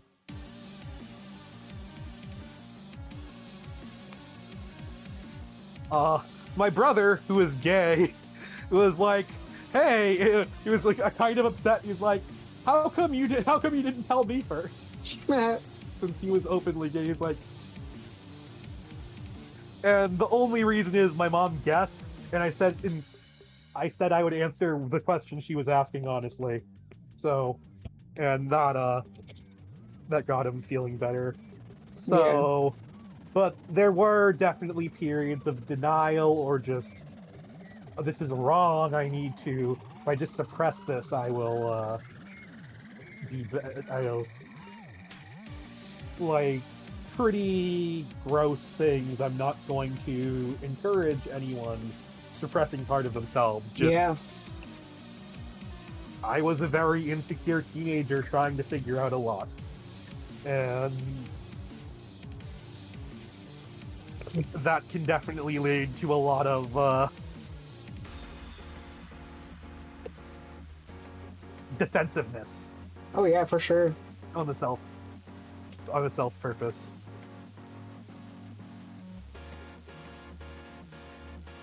Right. And that's perfectly valid, Shrapnel. Yeah. I think I've said in quite a few ways you're gay in a Kinsey scale overflow glitch way. Yep.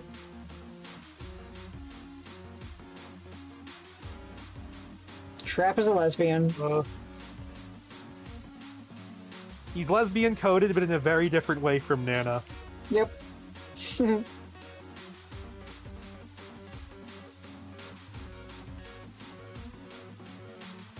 But Oh, was I so supposed yeah, to say something witty there? I don't know. I just accepted the label at this point. I was gonna say Shrap is just also overflowing with T-boy swag while being the most cis guy I've ever met.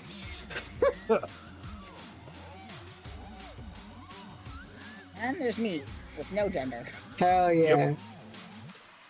Oh, wait, you know what? None of us are women. We are anti-feminist, clearly. None of the people reading this comic are women.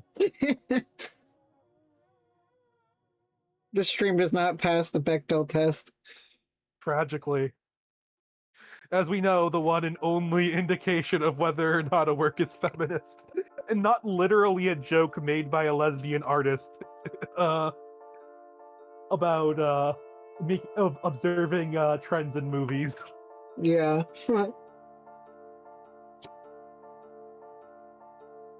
I mean, I can be a girl sometimes, but it's only when I feel convenient about it. That's fair. Yeah, no. Gender is a scam invented to sell more bathrooms. I think it was invented in the 60s. Gender was invented by your mom. If gender and sex are the same thing, I was having so much gender with your dad last night. I mean, my dad's been dead for a couple of years, so That never stopped me.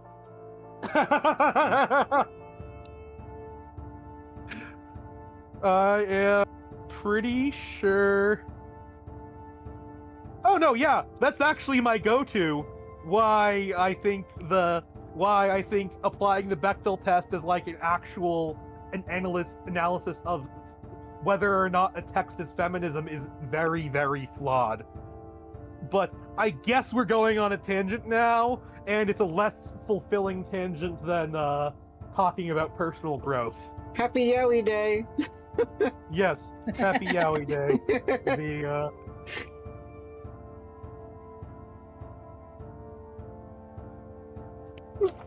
Yes, it is. Yes. It even says 4 women on the website.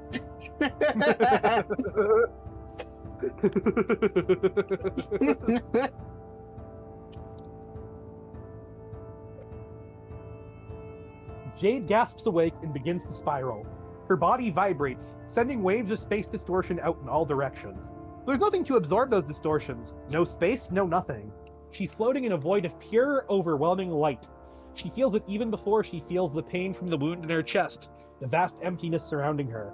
The absolute abyss once known as the furthest ring. For the moment, she has the feeling that she's recalling something. Images and sounds in her head that resemble memories. But the memories aren't hers exactly. They seem to be someone else's. There's an older version of Roxy, someone with a cheerful green skull for her head, who was Roxy's girlfriend? Something about an election. No, this doesn't make any sense at all. The memories are slipping away, anyways. Quickly, they dissolve, and soon they're completely out of her mind's reach, like she's waking from a dream. Just like that, they're gone. All that's left are the memories belonging to her, along with a dire predicament for which she must claim responsibility. Her friends, Lord English, this great nothingness, the savage wound in her chest, that black hole. She looks away from it. Quickly, reflexively, the way you turn away from a light source that's too bright. The hole causes the same kind of discomfort to behold. It's so dark it hurts, yet it calls her. Her hair spills around her like tentacles unfurling. She coils into a fetal position and runs her fingers along the edge of the shard in her chest. It sends pins and needles under her skin. It's pure negative potential, the absence of a future.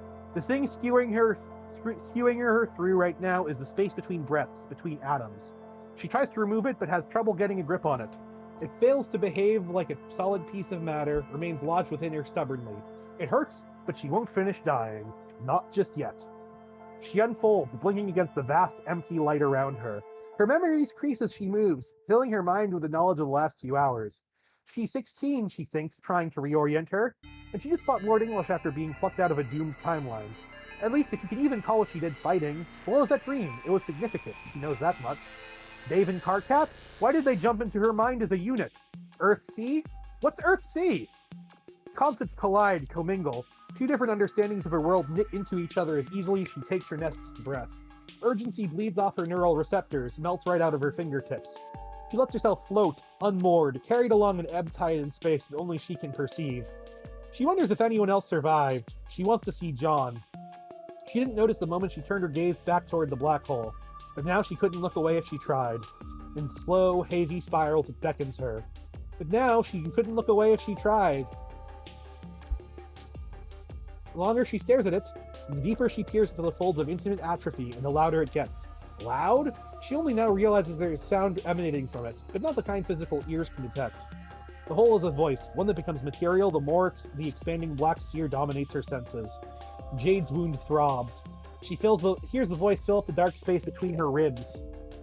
It's calling to her from the center of the death of everything. She kicks off her ruby-red slippers and drifts ever closer. That'd be Vlad.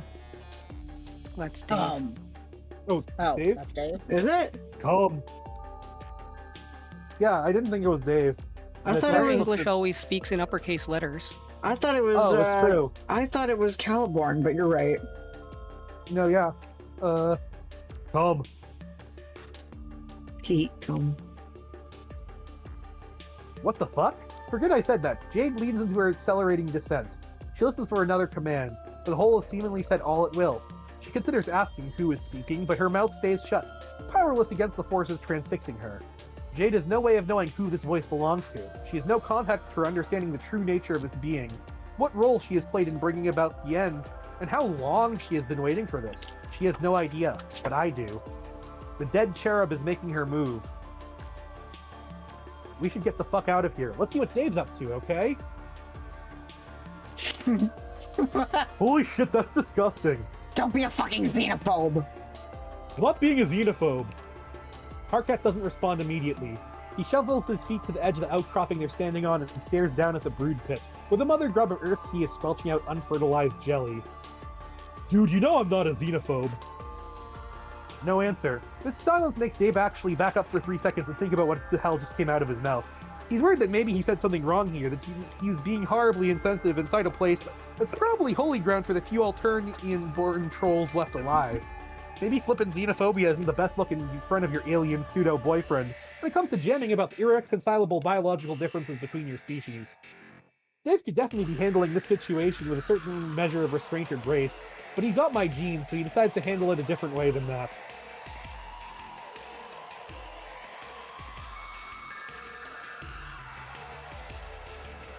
Pseudo boyfriend confirmed.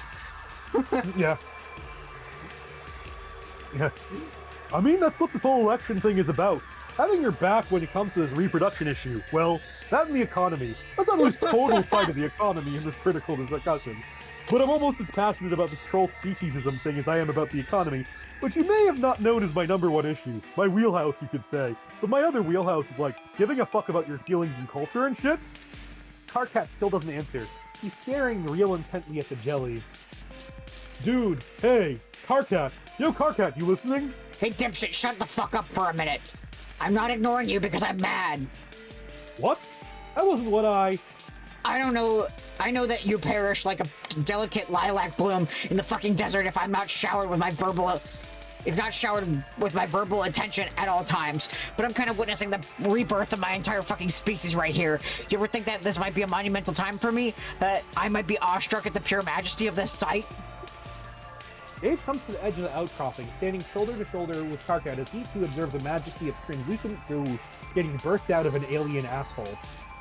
Karkat's got a strange expression on his face, cast half in shadow and half in orange light. Dave winces as the grub's nasty slime shoot sputters out a bunch of air bubbles. It's a gross, gurgling fart that goes on basically forever. Yeah, but it is totally disgusting, right?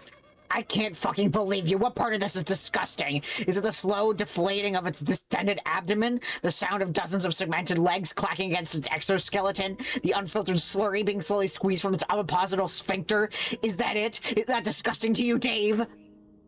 Kind of. You're right, it's horrible. To be completely honest, I would have gladly gone the rest of my wretched existence without ever seeing this. It's like when you squish the toothpaste down in the middle, only the tube is filled with fetus juice.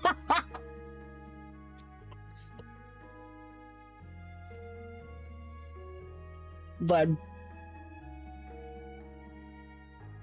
What? Kanaya. Oh, sorry. I'm playing Minecraft in the background. I'm sorry, but I can hear you from down here. Did you want to talk to me, or are you intent on performing an impromptu and very unfunny comedy act on my front step? Oh, hey, Kanaya. Dave grabs Karkat by the wrist of his oversized sweater and they skid down the narrow walkway into the mouth of the crater. Kanaya steps out from beneath the canopy where she was doing grub science, wiping her hands on a silk cloth. She's glowing. Her skin, I mean. Her mood can be politely described as pensive. Still, she smiles at the sight of old friends. What's shaking, sis? Must you always call me that? No, but it does feel pretty rad to say. Like, wow, my sister-in-law is an alien. How cool is that?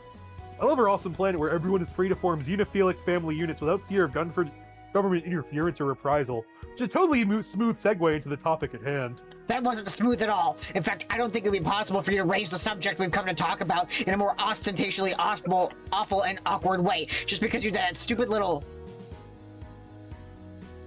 Here, Karkat pauses to imitate a very common Davism It involves 2 hands and a double wrist swivel. It's an incredibly good imitation because he sees this particular bit of body language like 10 times a day. Motion with your hands doesn't make it smooth. No, see, the reason it's smooth is because I was the one who did it. I got inherent smoothness and a quality that transfers to everything I say and do.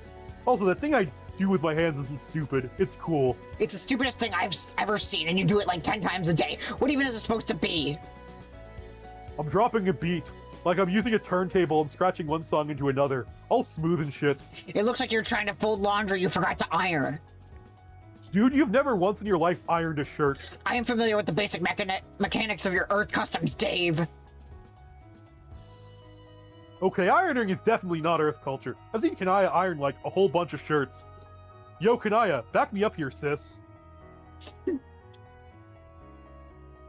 Kanaya regards them with a thin-lipped smile that is equal measures patronizing and fond.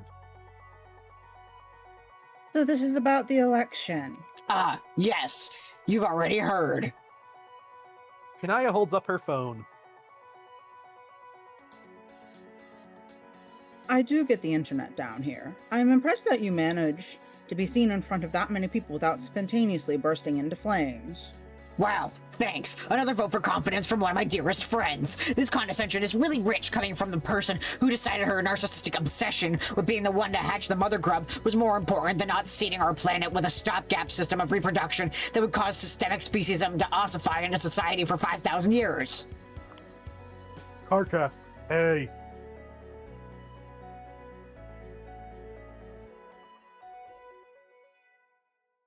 Can I? This again?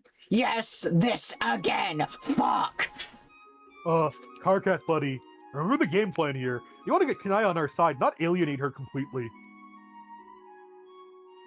Karka, I acknowledge that there has been consequence to decisions made regarding the foundation of the society that were not foreseen or ideal, but I do not think this is productive to attribute these resultant troubles to a single decision or individual.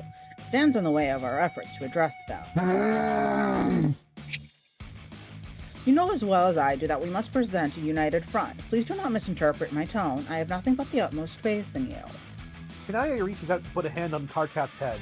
He doesn't back away in time, and she gives him an affectionate, matronly hair ruffle between his horns. She keeps her hand there and pulls him a step closer so that she can speak softly to him. Her voice travels high in the empty cavern, but her tone is tender and private. While I know that it is difficult for you to take a direct compliment, I have in the past put my faith in you when the threat to our survival has been imminent and literal. It is basically nothing to ask me to do it again now that the threat is far more. Kanaya pauses here, choosing her words more carefully than usual. She takes her hand off Karkat's head and puts 2 fingers to her lip. Karkat's eyes follow the motion, wide and bright as dollar coins. Existential is how I think I shall put it, if we are going to be polite. You're all up on the issues then. Kanaya sighs and starts making her way around the edge of the brood pit. How could I not be when it concerns me so directly? She lifts up the hem of her skirt and jumps in. Dave is watching her, but Karkat's looking contemplatively at his inclined hands. Kanaya's right. It's almost excruciating for him to take a completely unironic compliment, especially face-to-face, like what she just said to him. I understand this about Karkat. It's one of the precious few things he and I have in common. We internalize and project the quality in very different ways, however, which is why I'm going to win. Jane has been here to speak with me recently, in fact. No fucking way. She was quite cordial, as always. You know, I do like Jane. In some regards, she reminds me of a friend we had who sadly did not survive our time on the Meteor. She was unfailingly kind to everyone she met, but she also happened to be the heiress to the throne of a vast and bloody empire. And while she had a lot of opinions on reform, she had already wrenched some of her power from our last empress in the traditional manner. Karkat finally looks up at the description of one of their many dead friends. Naya carefully steps between the puddles of brewed jelly and approaches the mother grub. She rests an ear against the rise of its massive stomach, then taps the shell with 2 perfectly manicured fingernails. By which I mean that Jane is perfectly pleasant, and I believe that she has only the best of intentions, but I can't shake the feeling that deep inside her lurks the potential for despotism. Okay, I get why you guys keep calling Jane a crypto-fascist, but fucking Pfeffery, she was harmless. These things take time to gestate, Karkat. Damn. Power corrupts in small steps, compromises, concessions, appeasements, and leaders follow the example set for them. Look at what Jane has modeled herself after already. I do believe it is important to consider precedent. When Kanaya is satisfied by whatever she hears churning inside the grotesque insides of the giant bug, she comes back up to the lip of the pit and hoists herself out. This is why I trust you, Carcat, because you listen to advice from below and beside, not from above. And if Dave is with you, I trust you not to isolate yourself as you have in the past. Sweet. So we've got your endorsement then. She laughs, not kindly. Jane offered me a seat on the board of Responsible Troll Reproduction. What the fuck? How dare she? That is exactly what I said, with more tact, of course. I do understand the trepidation considering what the history books teach about Alternia. Oh, like human history is a fucking walk in the recreation sprawl. How hypocritical can she be? Yes, in case you can't tell, I'm actually fucking furious about this. She couldn't pick a more subtle word than responsible. She's not even trying to mask her xenophobia. It's like she has no fucking respect for us. It is entirely thoughtless on her part. Our reproduction method is alien and unfamiliar. To a human, it must sound monstrous, uncontrolled even. Well, of course. When I hear about how human grubs chew their way out of the female mate sprite's abdominal hole before consuming the womb membrane, it makes me want to vomit. But you don't see me proposing fucking political policy based on that. Dude, that's not how pregnancy works. Dave, you might not have noticed, but we're not talking about humans right now. Yes, Dave, check your privilege. Okay. Anyway, we need to expose her bullshit immediately. I don't see how any troll can vote for her if they hear what she's planning. I have a feeling that it would sway many non-trolls to our campaign as well. I hope that there is at least one principle we share as a planet, is that we must all work to ensure equal dignity and respect for every species. Otherwise, what was this all for? Three of them stare at the floor in a dorishly cartoonish synchronicity. What was this all for, indeed? That's a good question. Morality is a cultural construct. It's pure ego for any of them to believe that their personal interpretation of it will result in the most effective laws. You know, that might be the magic ticket folks need to hear to wake up about this issue. Would you be willing to say exactly, but like in front of a huge crowd and also a television crew or six? Or maybe just in front of Jake English? Oh dear, has Jane recruited Jake? That would be disastrous. He is beloved in the Troll Kingdom for his perky ass. Seriously? I told you it's not just me! It has some terrible arcane power. I have never seen anything like it. Well, he doesn't have him yet, but Jane is one of his best friends, so we gotta approach this with a scorched earth policy. Give him a whole cadre of sob stories will make him feel all manly and heroic for lending his support. Just gift-wrapping babies for him to kiss. Troll babies, even? Sure, that can be part of the deal. He can kiss the first natural-born grub right on his gooey little head. While giving double pistols and a wing to the camera, no doubt. Bam! That's your re-election billboard right there. Let's not get ahead of ourselves here. Of course not, but this definitely has potential. Have you spoken to Rose yet? No, I mean, she's... Dave mimes laying down and taking pills. Look Kanaya gives him is neither fond nor patronizing. What's up with that anyway? Are you guys, grub pregnant? Kanaya keeps staring. Dave, what the fuck? No. It's okay if you are, we won't tell. No. Don't you dare drag me into this grave you're digging for yourself. Come on, Carcat, don't you want to be an uncle to a little bundle of love and unnatural genetic tampering? No. What even goes on inside your head that you just produce this endless gushing spate of atrocious word garbage every day?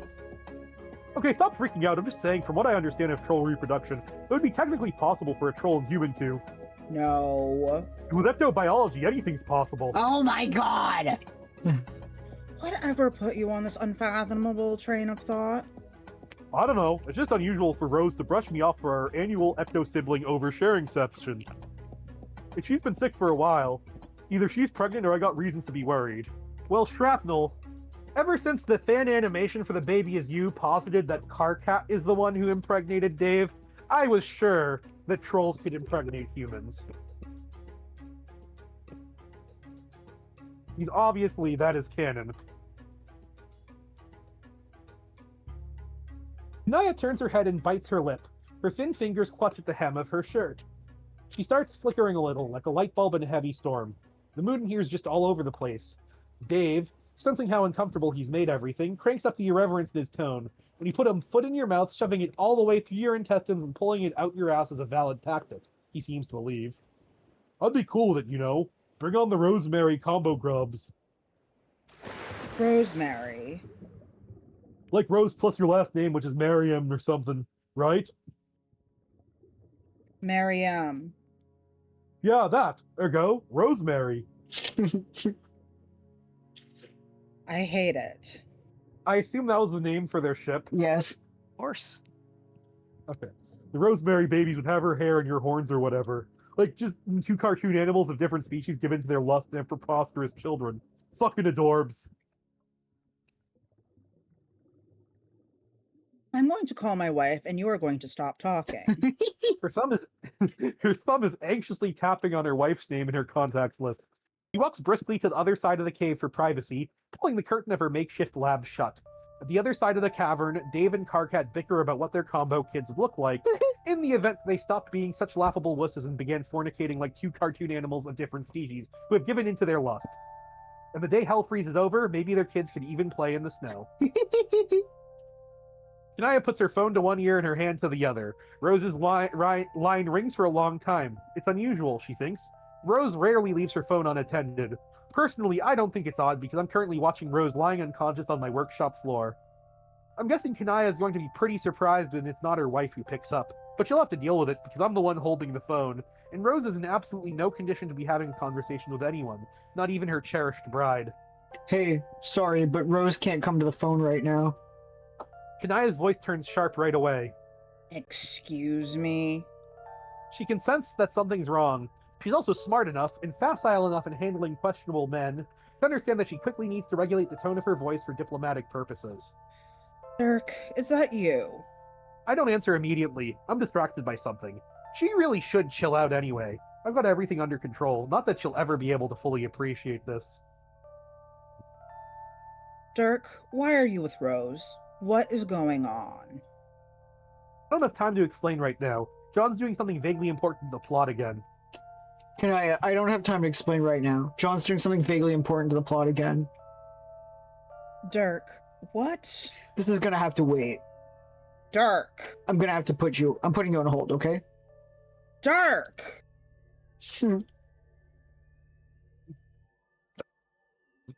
Again, the political drama is just so much more gripping to me. Right?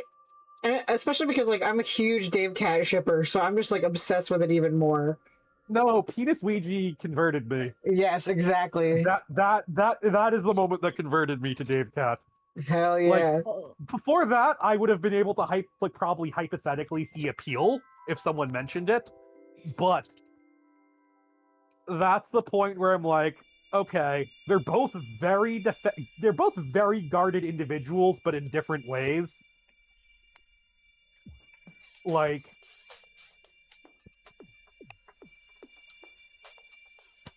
I love them so much. Anyway, like they both had pretty traumatic upbringings.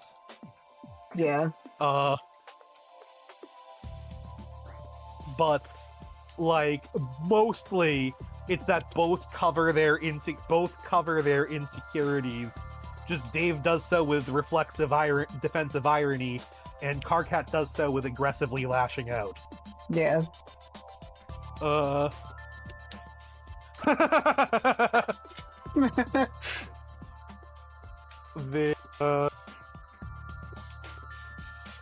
Fan theories, so Trap is a fan, huh?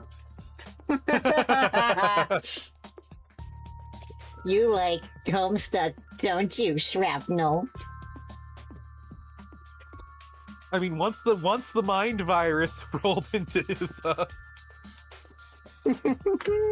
it's true, this would be a horror story to Lovecraft. Not because of the world-destroying black holes, or even the, like, giant, mean green space monster who wants to destroy the universe. No. Because their species, because they're alien species and humans discussing how they can reproduce with each other. Yeah. Also, I will And- point out this is a good Oh. time to take a break. Yes. Because we have Oh, like yes. 5 more pages until the end of this section. So let's take a breaky and then read the next 5. Yes. Okay.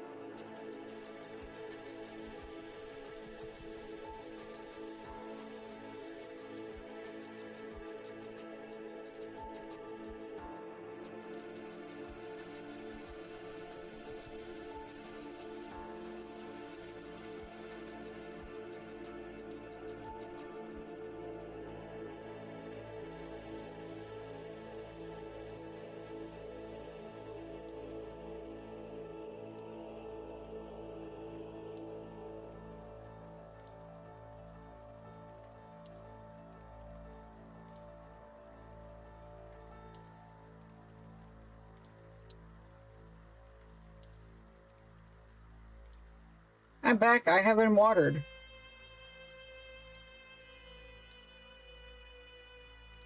Yeah. Hell yeah.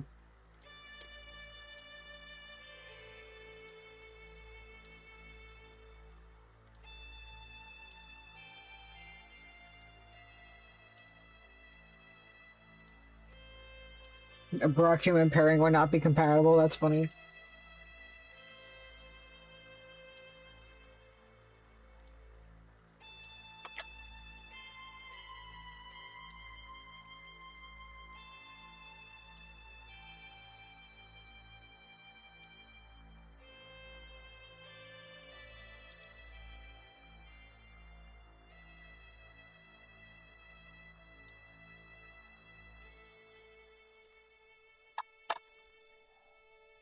Where's Orville?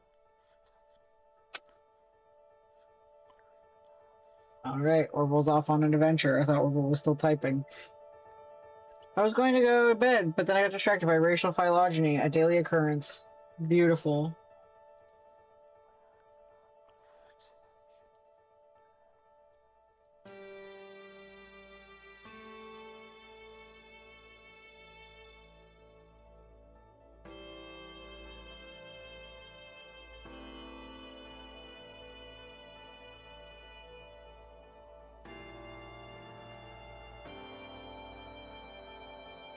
Good night, Shrub. I'm glad that you're becoming a Homestuck more and more each time. You can't fight it. You can't fight the Homestuck. Though it's weird and random, it's the greatest fandom. Okay, Love that I'm shit. back. Hell yeah.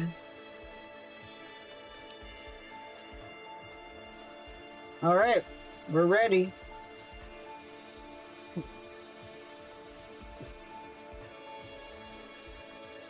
Well, despite the fact that Brock does not reproduce with, he cannot produce offspring with humans, we do know that he wishes to mate with humans.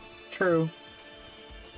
That he wishes with humans, Jennies, and Joys. This is why he perhaps this is what he means by becoming the world's best breeder. He wants to manage to successfully breed with species he should not be able to breed with.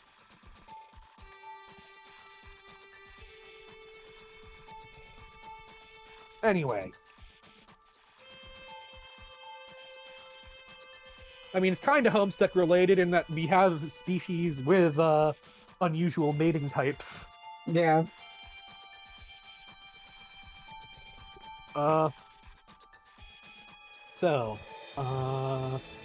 You've been drifting so long that you've lost the ability to objectively judge time or depth or distance. It's getting hard to think about yourself as an objectively limited being. The boundaries of your skin begins to thin and disappear. What is it that makes an individual an individual? Is it the physical space we occupy? The electric sparks that sizzle through our brain flesh? If your perception expands beyond the meat sack of your body, then are you really individual anymore? Why shouldn't we become gods? Why shouldn't we become one god? Evangelion intensifies.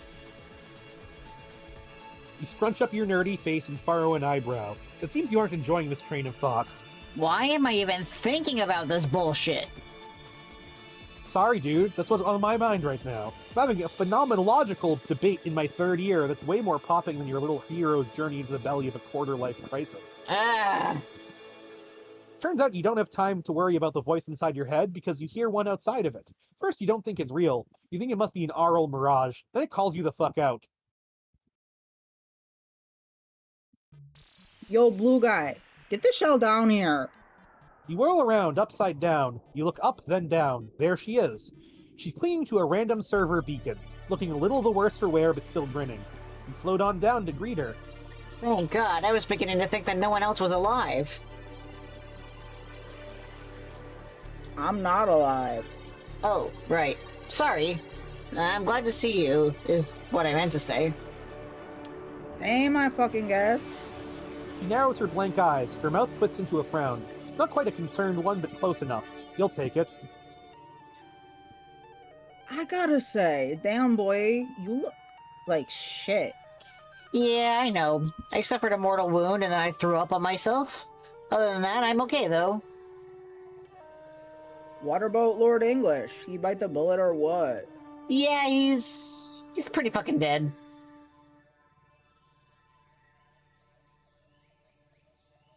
Well, there's that at least. There is definitely that, at least. You both stare at each other for a pretty long time and let it sink in. It's a hell of a fact, no doubt, but aside from reaching verbal agreement on certain basic points of fact, you both realize you're pretty much out of material. You're kind of hoping you'd discover a survivor you could have an actual conversation with. Not that you aren't glad to see Mina, but you don't know her, and she's not who you were really looking for. That reminds you. Hey, me fish? Christ. Me fish? No, I know that's not your name. Jesus Christ, I'm sorry. It's Mina. Right, Mina. Have you by any chance seen Jade around? Who the fuck is Jade? This is without a doubt one of the worst conversations you've had in many, many years. And you aren't just thinking that because I'm telling you you are. Well, she's... I don't know. I mean, really? You don't know Jade? Why the fuck you suppose I'm tight with some random ass hoe? Jade's like a big deal. I thought you were kind of important too. You didn't even know my name, dog. Ugh. You've never been accused of having stellar people reading skills, but even you can tell the look on her face says it all right now. Wait a minute. Do you even know my name? This is a Nah. two-way... This is a two-way street, you know. Nah. No, what? So you don't know it? Like, joke something. No, it's John. Joke is my biological father. I mean, Jake. Jake is his name. Damn it. Halfway through this exchange, Mina pulls out a small, clamshell-shaped accessory kit and begins to file her nails. She almost dislocates her jaw by yawning the moment you mention Jake. All right, we're veering off course. Jade is my sister. I think she's still out here somewhere. Have you seen her? Nah, man. Your entire body deflates. This is going nowhere. Turns out Me-Fish is fucking useless. You decide to do her, as well as yourself, the favor of completely ruling out the possibility of eliciting any valuable information from this person. You exhale and just let some stuff off your chest. Man, I just didn't expect everything to go to shit so fast. That's how shit always goes. Yeah, I guess. So, never mind, Jade. Have you seen any other survivors? Like, anyone at all? Nope, I ain't moved from this floating hunger trunk looking piece of shit since I got my ass kicked. Well, you're the first I've seen, too. Oh. There's another awkward silence. You spend most of it looking at your feet until something occurs to you. So, what's your plan now? Plan? Yeah. You just gonna hang around here in the middle of nowhere doing nothing forever? That's what ghosts is most good at, ain't they? You don't have to stay here. I can take you back with me to my planet. I mean, after we're done looking for more survivors. Mina stares at you for an uncomfortably long time. She looks you up and down like she's making certain calculations. On one hand, spending infinity clinging to a fridge-like space circling a black hole sounds like a drag. On the other hand, will her coolness and street cred be able to survive any prolonged association with this dumb blue nerd? That's what she could be thinking, you think. You hope not, though, because if true, it would hurt your self-esteem. She finally appears to make up her mind. Nah. Why not? Okay. For one thing, genius, I'm dead. I won't even last on your planet. I'll just, like, fade away or some shit. I don't know what happens to ghosts in real places, actually, but I'm gonna guess it goes something like that. Oh, yeah. Whoops. I forgot. Anyway, while you was floating there, I came up with my own plan. What is it? Come here, gonna whisper it to you. Okay. You lean in rather credulously and bring your ear toward her cupped hand. Nerd. You pull back, unamused by the prank. What is this, you think? Fucking amateur hour?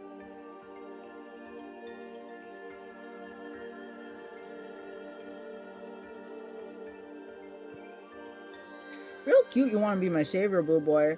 The fact is, you already helped me out. Got everything I need from you. See you around, sucker.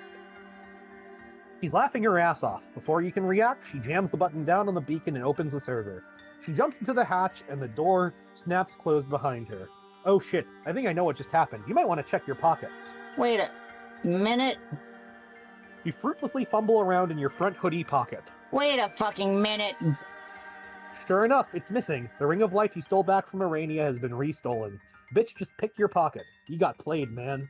Fuck.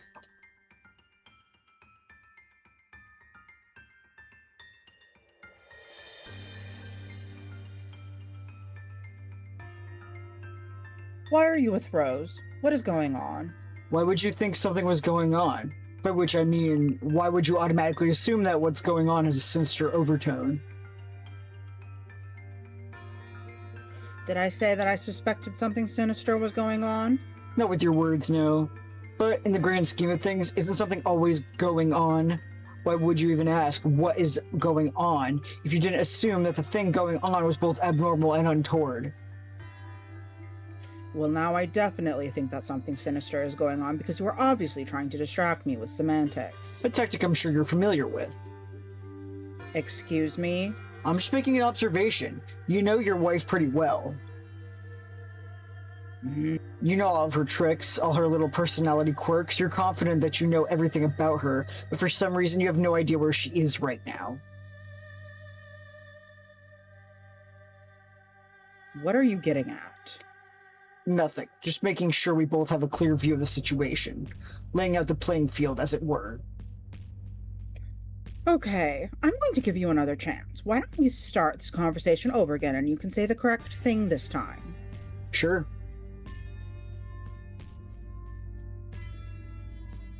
Hello, excuse me, but I would like to speak with my wife Rose, whose phone I do believe I am calling, even these primitive human smartphones have acceptably accurate caller ID technology.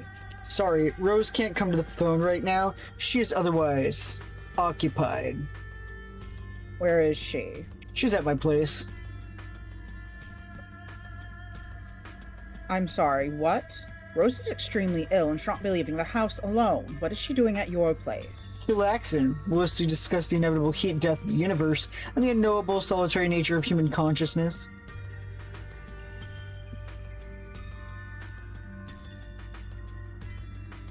I see. If she is capable of such abstract polemics, why is that she cannot speak with me? That's a damn good question. One that will undoubtedly benefit from further exploration over the course of the next abstract polemic I have with her. Yes, I admit, I'm just fucking with her at this point, but can you blame me when she's making it so easy? Kanaya loves Rose, but sometimes love just isn't enough. Sometimes what you need is understanding. You are testing my patience sorely, Dirk. Yeah, I've gotten pretty good at that. Just ask my fans. I'm not making a joke. Me neither. I don't really do jokes. Neither do I. I do often make statements which hold varying degrees of irony, acerbic wit, or dry expressions of amusement. Yes, that roughly describes many of the remarks I make as well.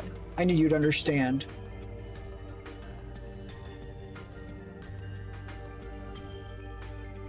However, my commiseration on this matter should not be mistaken for a gesture of friendship or camaraderie at this moment. It seems we're at an impasse.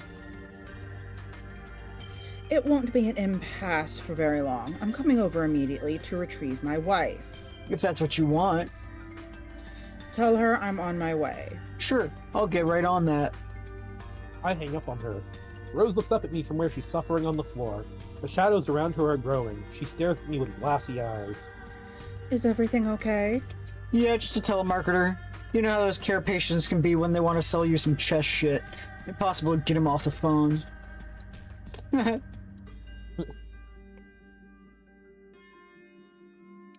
server Mina fled through is a distant speck now. You look back and can't even see it anymore. In fact, you're not even sure you're looking in the right direction. You're utterly adrift, continuing your lazy orbit around the black hole. Only thing you are sure of is the fact that your ring of life is freshly pilfered from your not-so-fresh-looking hoodie. It doesn't really bother you, though. It's not like you had any plans for it. Taking it from Arania was like a bonus as far as you were concerned. Extra life ring? Nice, maybe it'll come in handy someday. Scratch it now. The young Condas has it and is probably hatching bold new plans as we speak. Not that those plans will ever have anything to do with you. Hours and hours slip by, your eyes start to hurt, and the wound in your chest starts feeling numb. It's a disconcerting combination of sensations. After a while, you think about tending to your wound. There must be something in your dad's wallet that you could use to bandage the gash. You add the wallet and try to imagine what could possibly be inside of it that would be any use on a medical basis. A straight razor? You'd probably fuck yourself up even more if you tried to perform surgery. You notice you can't seem to make yourself care about healing yourself long enough to continue entertaining ways to MacGyver your body back to health using nothing but the contents of a wallet belonging to a middle-aged, shaving-obsessed pipe enthusiast. You put the wallet back in your pocket. A glint of red catches your eye just ahead. Then it's gone. No, there it is again, another glint. It's flickering or sparkling in some way. What is that? You drift towards it without urgency, worried that it's exactly what you think it might be. You get it up close enough to confirm, 2 small red slippers coated in tiny gemstones. Jade's empty shoes are a depressing sight, but you feel a sense of duty to retrieve them. Might as well. You secure them in the wallet, along with whatever other junk is in there. Your wound is starting to throb again. You can hear your blood in your ears. The rush of your pulse is so loud that it almost sounds like the engine of a rocket sputtering to a stop. Wait, it sounds exactly like the engine of a rocket sputtering to a stop. It can't be. It's impossible, you think. But why would it be impossible? Isn't this what you were out here looking for, even if you couldn't admit it to yourself? What's the point in denying it now? You turn around. There she is with her flaming red rocket wings. She hovers in place, not looking a whole lot different from when you last saw her years ago. Her arms are crossed over her chest, making knife-like angles where her elbows jut out. She's giving you a look of absolute disregard. It's the expression of exasperation so performative and habitual it sends bolts of aching nostalgia and fondness through your heart. Dumbly, you raise your hand and give her a dorky little wave. It does not adequately communicate whatever it is you're feeling right now. But then again, nothing else would, you suppose. She waves back, but hearing her voice is what makes it real. Hey, loser.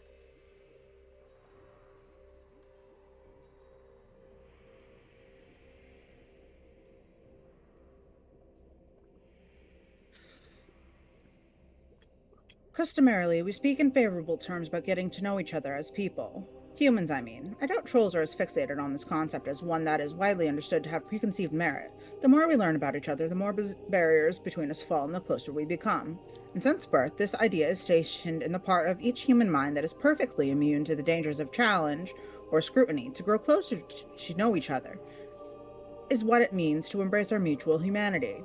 What it means to be vulnerable. What it means to realize an intimacy applied upon as a form of divine birthright, and to question this in any way is to succumb to dysfunction, to pathological singularity, to sociological sin. It is to renounce humanity itself, is it not? Yo, hold on a sec. This shit is dynamite. I promise. Gotta take care of something. Rose's phone is ringing, and I know I'm in for an encore of my last dead-end conversation with Kanaya, so I block her number.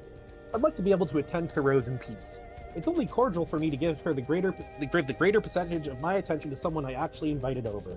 The nagging wife can hold her horses. Rose isn't speaking to me directly. She's been relocated to somewhere in the workshop a little more comfortable than the fucking floor. There's a serviceable couch along the far wall, placed there for visitors but never once used for that purpose until now. I cleared the spare parts and circuit boards that were piled up there, and laid her down in the reclined position she's in now. Her head is in her hands again, hair falling over her shoulders.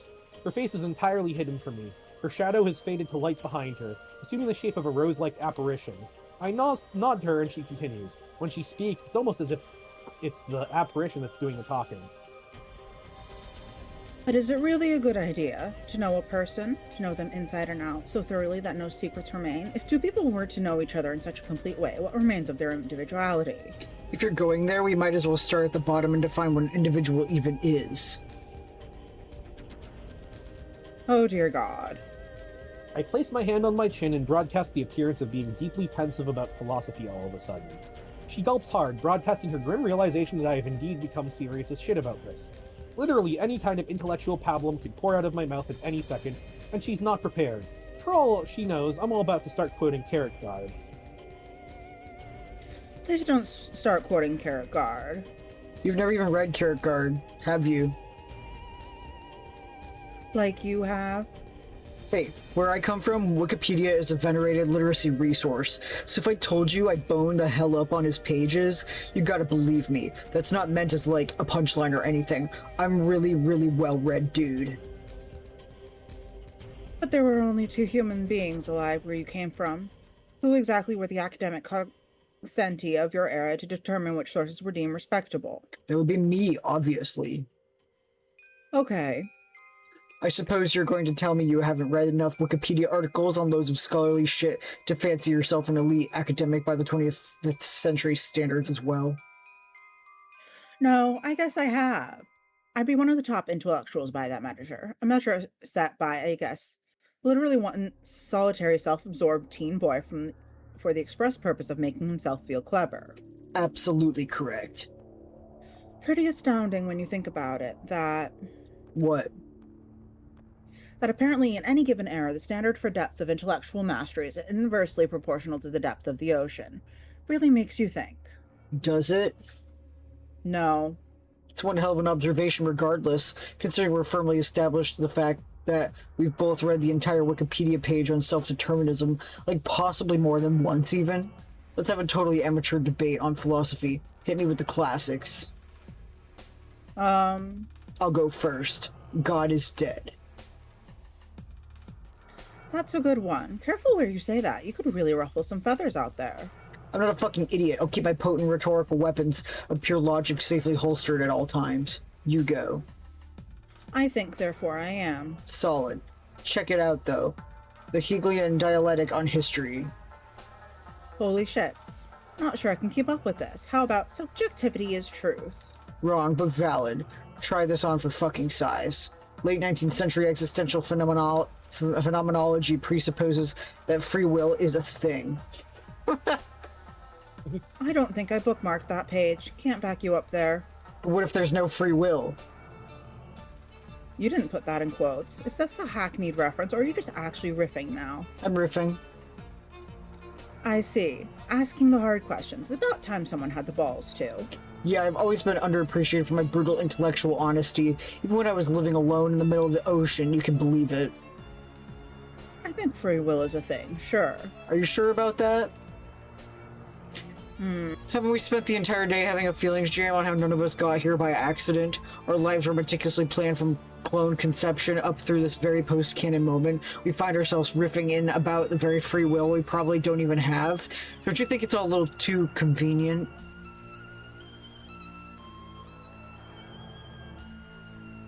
This seriously is just a conversation between two stoned people now.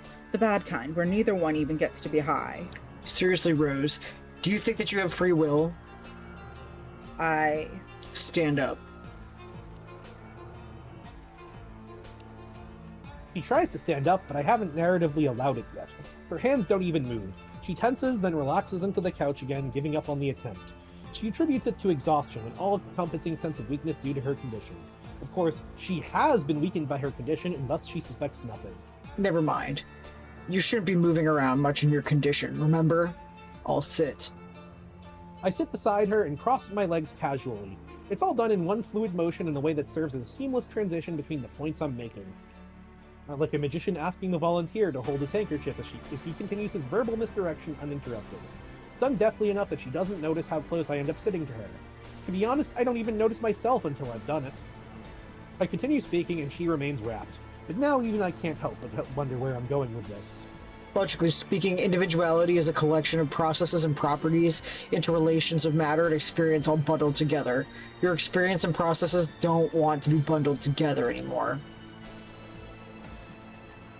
A moment goes by and she's quiet, perhaps puzzling over what I said. Then I remember I haven't narratively permitted a response. I'm forgetting myself, like a fool. Distracted by the surprise my own actions have caused me, I resolved to stay focused, remained in control. I let her speak. I don't understand. You do, though. We've been talking about it, but using different concepts. Your ultimate self, that which is revealed when the mind's partitions are stripped away, and all potentiality of who you are and what you could have been flow together.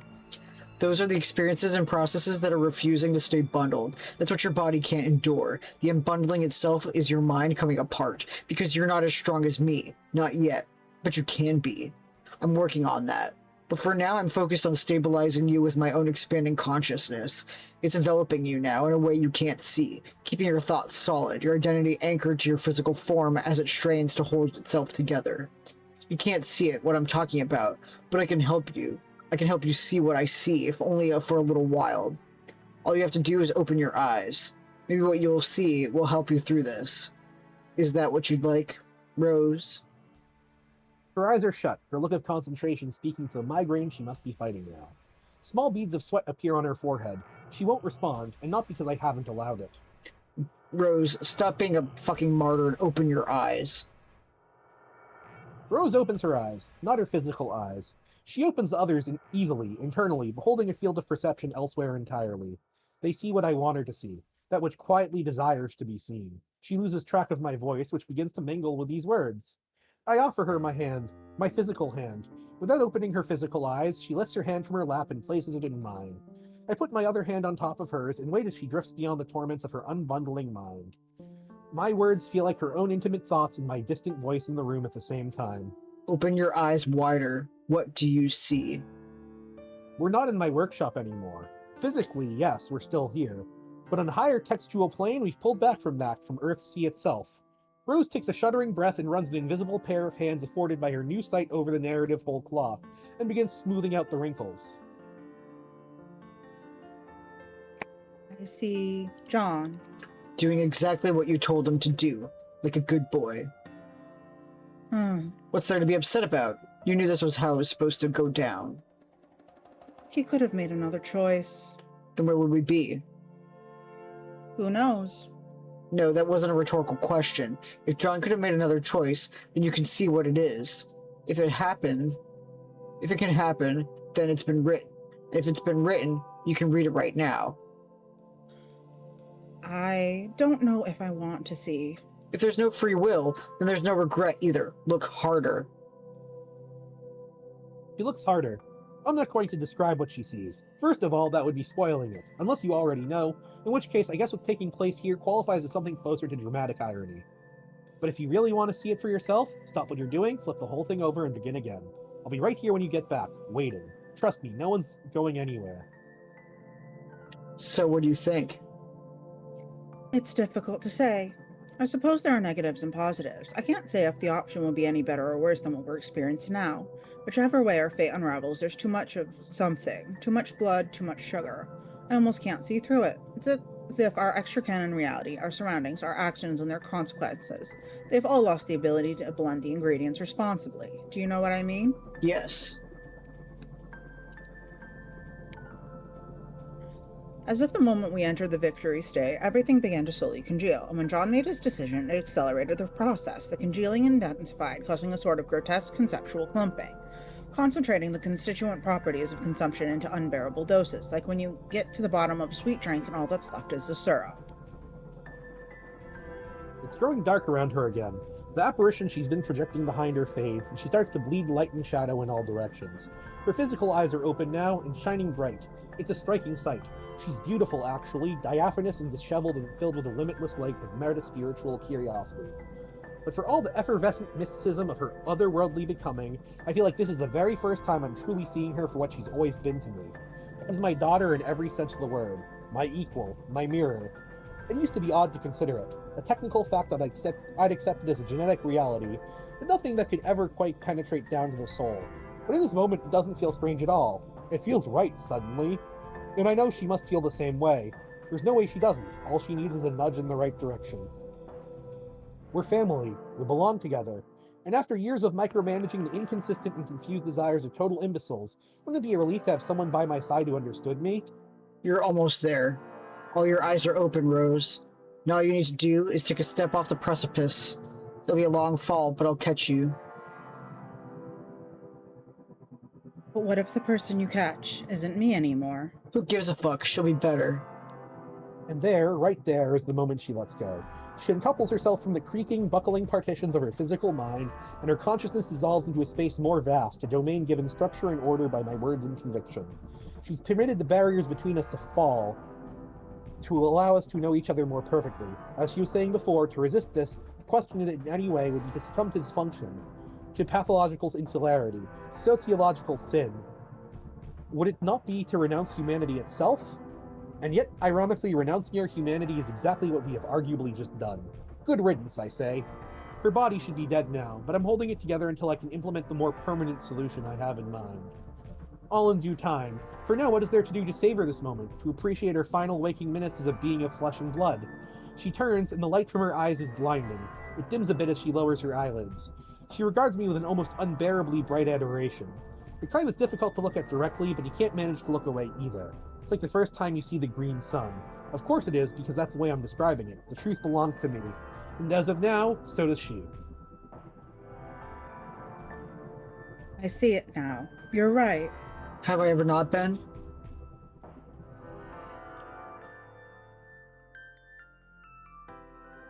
You a wrinkle in her brow. It smooths out quickly. She murmurs to herself, trailing off quietly. What time is it? I step forward and steady her, hand firm but gentle against her cheek. That's all she needs, a stable anchor. Rose, does time even exist?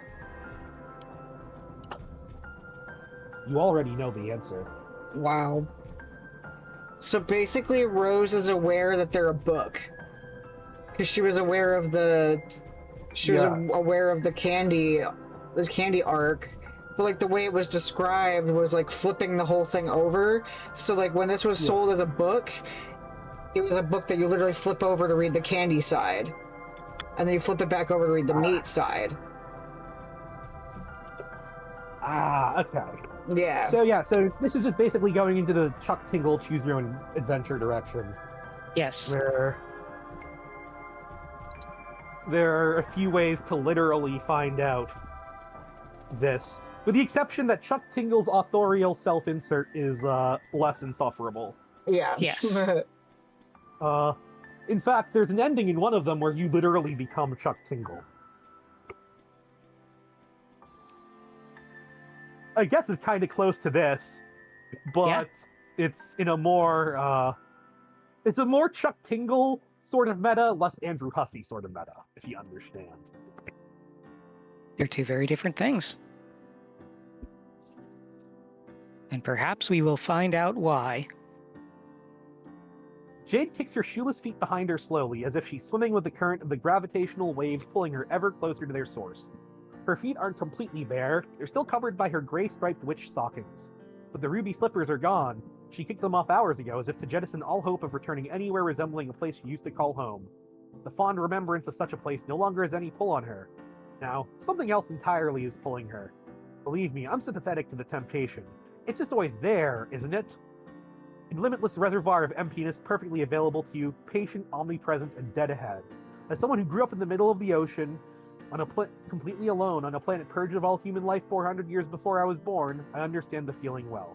But something isn't right here. She should really consider whatever it is she may be about to do. There's something about being alone for so long, it makes time feel like it doesn't exist. She knows this almost better than I do. Jade also knows well enough by now that time doesn't actually exist in a literal sense, the way we generally understand it. It's just one aspect of many, and the complement of her own, space, can therefore be neutralized by the introduction of her essence, reduced to white noise or soft light. The continuum of time is therefore demonstrably an illusion. In the field of sequential moments and physical conditions that stretch on, resulting in the mirage of loneliness, is pure projection from disproportionate attention given to a single side of one cosmic polar pair of ideas. Time. It's my way of saying, and thereby alerting her mind to what she already knows, this feeling of all-consuming solitude and despair haunting her since childhood. It's in her head. The ticking of time is a little contrivance in her mind as a byproduct of imbalance, the vast disparity between her limited self and her ultimate self. It lives rent-free there the way Dave once did, and for this version of Jade probably still does. He made fun of her sometimes when they were kids, because she couldn't always keep real and fake things straight, but he never meant it seriously. It was just the way he showed that he cared, which is one of the things Jade always liked so much about him. And he's so clumsy and genuine beneath it all. Maybe Dave broke her heart a little, and he keeps doing it too, no matter how many different timelines they try out. She slips closer to the event horizon, still making no effort to impede her descent. My persuasion skills are admittedly a little rusty. Bear with me here. In my experience, there's something about being alone that can take a person's limited meat engine and make it imagine they can see beyond the confines of its own electrical processes. Make it believe it is ascending to a place where it can see the four dimensions spread out beneath it like a set of windows. Like sheet music. Like a garden where Jade used to spend so much of her time with her hands in the earth and her head in the clouds, dreaming about flowers that bloomed in 6 colors and grew when she played them a song. Was that real? It's hard to tell, but it made her happy, didn't it? Isn't that what she needs now? Isn't it reasonable to presume that's the only thing capable of persuading her to slow her descent? To being invited to imagine, fake or otherwise, that which once made her happy? That which could still make her happy if only she'd slow down, think about it, and do whatever is necessary to place herself in those surroundings again? It's possible that manning the other end of a suicide hotline, transmitted through pure thought in a metatextual format, may not actually be my true calling. I'm doing my goddamn best here. She just isn't slowing down for some incomprehensible reason. Perhaps my touch is too soft. It wouldn't be the first time. Perhaps the limits of persuasion itself are being tested by the most powerful gravitational force to ever exist. Or perhaps it's true that insistence is just the more effective half of persuasion. So I'm insisting now. Jade Harley will not go into that hole. She does not want to see what happens when she unsettles the spirit residing there.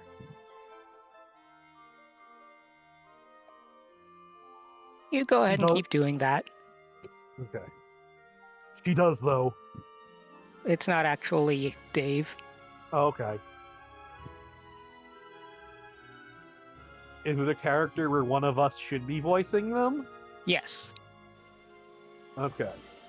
Do your best Callie impression. She does, though. Well, that's me. Okay. Well, if you want to voice all of the Callie stuff, go ahead. Yeah, that's I fine. did voice all the Callie stuff. Yeah. Well, Okay. yeah, but also Holden voiced all the Dirk stuff, so... Yeah. So, do you want to read the Callie Red text, then? Yeah. She does, though. Fucking yikes. Jade throws on the brakes. I say she does. Right now, the gravity is overwhelming. Is she even trying to resist, or is it just that it's useless to try? I'm not sure I can tell. Jade realizes, preferably before it's too late, that this is fucking serious. She needs to turn this around. She doesn't want this. She doesn't want to die. She wants to return to me. All right, I'm done messing around. Your name is Jade Harley. You decide right now that you do not want to die. You resist the pull of the black hole with all your might. What would killing yourself accomplish? Sure, most of your friends are dead, but John is still looking for you. Do you want to let him down? Do you want to crush his soul? Do you have any appreciation for what he's going through, Jade? He can take you home, to your new home, Earthsea. The home I made for you, Jade. Your friends are all there, alive and well. Rose, Dave, Carcat, slutty adult Jade, Jane, Jake, Roxy, me. You wouldn't want to disappoint them. You wouldn't want to disappoint me, would you, Jade? You can avoid all this. The unpredictable consequences about to be unleashed by your thoughtless act. You can still turn this thing around. It's not too late. But it is too late. Christ. You're close now to the ceiling of the cancerous deformity. Too close, just skimming the edge of this thing's vicious horizon. You dip your toes through the place where the singularity is snapping everything apart at the seams. It's so loud that it's completely silent. You can already feel yourself stretched thin, distorted, pulled out with your descent elongated for all eternity. When you look down, the stripes of your witchy tights go on for miles and miles, Jade. For miles and miles. Please, Jade, don't ever say I didn't try to stop this. She closes her eyes and lets go. Oh, so now the narration becomes a dialogue between Callie and Dirk. Oh. So, do you want to take over for Dirk, or Yeah. let me? Yeah, okay. We're Dirk again. Okay.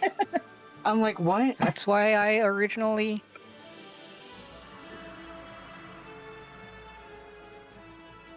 Alright. And then she opens her eyes. Not the Jade who just returned to me. The Jade living on Earthsea, sleeping on a couch. So this is what we're doing now? She snaps awake. Her human hands are clammy. Her face expressive due to the layers of flesh enveloping her skull appears haunted to her friends. Oh my god, Jade. Jade, you okay? Callie, hurry, she's waking up. John? Rose? Is Dave... What happened to... Yo, it's okay. Dave's cool. Rose is cool. Everyone's just straight chilling like usual. I see how it is. You don't even intend to acknowledge me. Real fucking mature. If you're gonna force the issue of this little meta-narrative tug-of-war between us, the least you could do is establish a clear adversarial dichotomy between our opposing goals. Jade stares straight ahead, feeling the weight of Roxy's arms around her shoulders. She derives no warmth from the interaction. Her mind is being flooded by the memories of her deceased splinter self, the chaos of battle, the excruciating impalement, the feeling of floating alone through the void. A chill spreads through her body. She will never be the same again. Actually, you know what? I think Jade's doing just fine. She's wobbly when she gets off the couch, for sure. A little metaphysically stunned, but pretty used to the sensation of having a doomed self fall into the extra space of her gray matter. You know, considering it's already happened before. Remember Jade Sprite? People always forget about Jade Sprite. I don't. So maybe we can stand to dial down the melodrama just a bit. When Jade turns to look at Roxy, her eyes are completely black. Whoa. What the actual... Are you in there, Jade? Jade does not answer. The dead cherub scans her surroundings, expression neutral. For the sake of clarity, the dead cherub is a phrase I am using in reference to myself. Presently, I inhabit Jade's body, and through her I may influence this world. I am able to convey events which take place here, and therefore can find the procession of causality to exist within a secure textual framework. My presence shall mitigate, if not altogether subdue, the corrosive effect on reality, and the will of its occupants by those who would manipulate the way events are telegraphed for their own megalomaniacal objectives. Okay, now you're just being passive-aggressive.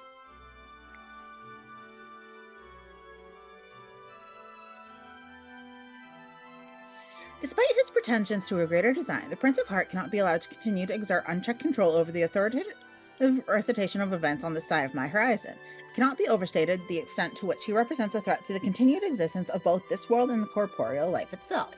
Damn, you better watch it with those hot takes. You mildly scald someone with observations this fresh.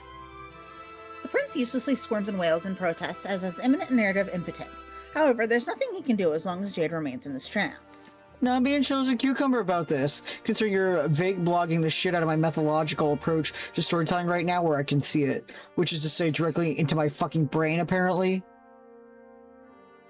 Calliope emerges from the kitchen, carrying a bowl of cool water and a cloth. Jade turns her head to meet the sounds of their footsteps. I came back as fast as I could. The bowl of water clatters to the floor. Calliope does not have human's flesh, and thus cannot go pale. What drains from them is not color, but the comforting certainty of their very existence. They can sense the presence of their self and of their other self in Jade's body. Their timeline, fruitful, full of life and friends, sparks against mine, desolate, endless, Spartan with righteous and resolve. Our divergent arcs collide in the primacy of their subconscious, bringing to the forefront of their minds the bleak fate they avoided by narrative fiat alone. Calliope's distress is obvious. Roxy slides off the couch to approach them, but Calliope stumbles backwards in terror and trips in their desperation to escape. Roxy gapes at them. Hey, Callie, what's going on? Calliope, it's okay, just talk to me. Calliope does not talk to them. Roxy looks to Calliope, then to Jade, sensing that there is dark energy coursing between them. Would one of you just having say something already? Finally, Calliope lets us just shriek and flees the apartment. Roxy appears as if they intend to run after them, but find themselves drawn back to Jade as they return to the couch as an unnerved look begins to disturb their features. Jade says nothing. She gives no indication that I inhabit her body aside from the unusual appearance of her eyes. Anchoring myself here, in this host, it is enough to serve my purpose. There is no need to operate this body beyond keeping it in reserve as a silent yet alert vessel for my cognizance. There are other priorities I must attend to. Cosmologically, the work is very important. The princess must be kept at bay. The work, getting some pretty self-important vibes here. Like maybe somebody needs to get over herself. I was just having a little fun. Ever fucking hear of that, Dead Skull Girl? Didn't think so. This all feels heavy-handed suddenly. Like you're making a federal fucking issue out of what should be a light, entertaining stuff. Just a bunch of loser dolls trying to be the people they grew up to be in the best ways they know how. But no, I guess you know the best. Being an impossibly ancient alien recluse with virtually no exposure to human culture, emotion, or values. Yeah, go ahead, just take over. Sounds fine. Testifies that the hold on the narrative is slipping through his hands. There's an old myth in Earth culture about katanas that if you keep the blade wedded to a mirror sheen, it can cut a silk scarf falling through the air cleanly in two. His hold over our perception shall be severed just as elegantly. Yo, I get that you're attempting to spin a metaphor, both relevant and specific to my self-made symbology here, and I appreciate the effort, I really do, but I just cannot stand by and let you shamelessly spread such irresponsible misinformation on a subject so near and dear to my heart. The katana is a cutting weapon, inert, is harmless, deceptively so, you might even say. Most dangerous things appear banal when inert. That's just basic physics. It's actually the motion of the katana that makes... Roxy sets the cool cloth on Jade's forehead and frowns. They are worried and confused, but determined to care for their friend. Hey, I'm in the middle of turning your apocryphal metaphor into something with substantive allegorical weight here. I'd appreciate if you would... In his haste to manipulate the events surrounding Jade's ascent towards an outcome favorable to himself, the princess unwittingly revealed several glaring weaknesses. By dictating the reality of others through expressions which he alone can relate to, he resorts to comparing all experiences to his own, presuming his status on this side of my horizon would forever go unchallenged. His hubris went unchecked. He exposed too much of himself to all who could observe his wanton display of self-gratification. Many of his personal biases and experiences have leaked through the seams of textual causality, leaving them vulnerable to exploitation by an adversary. Experiences such as the sensation of providing over a vast, empty ocean, his ocean, which terminates with his horizon. It is a barrier, not real, but psychological, symbolic. No matter how much power he achieves as a man, he knows there are horizons he perceived as a boy which he may never cross. And yet I have crossed mine, with the express purpose of perpetually and eternally reminding him of his limits and enforcing them.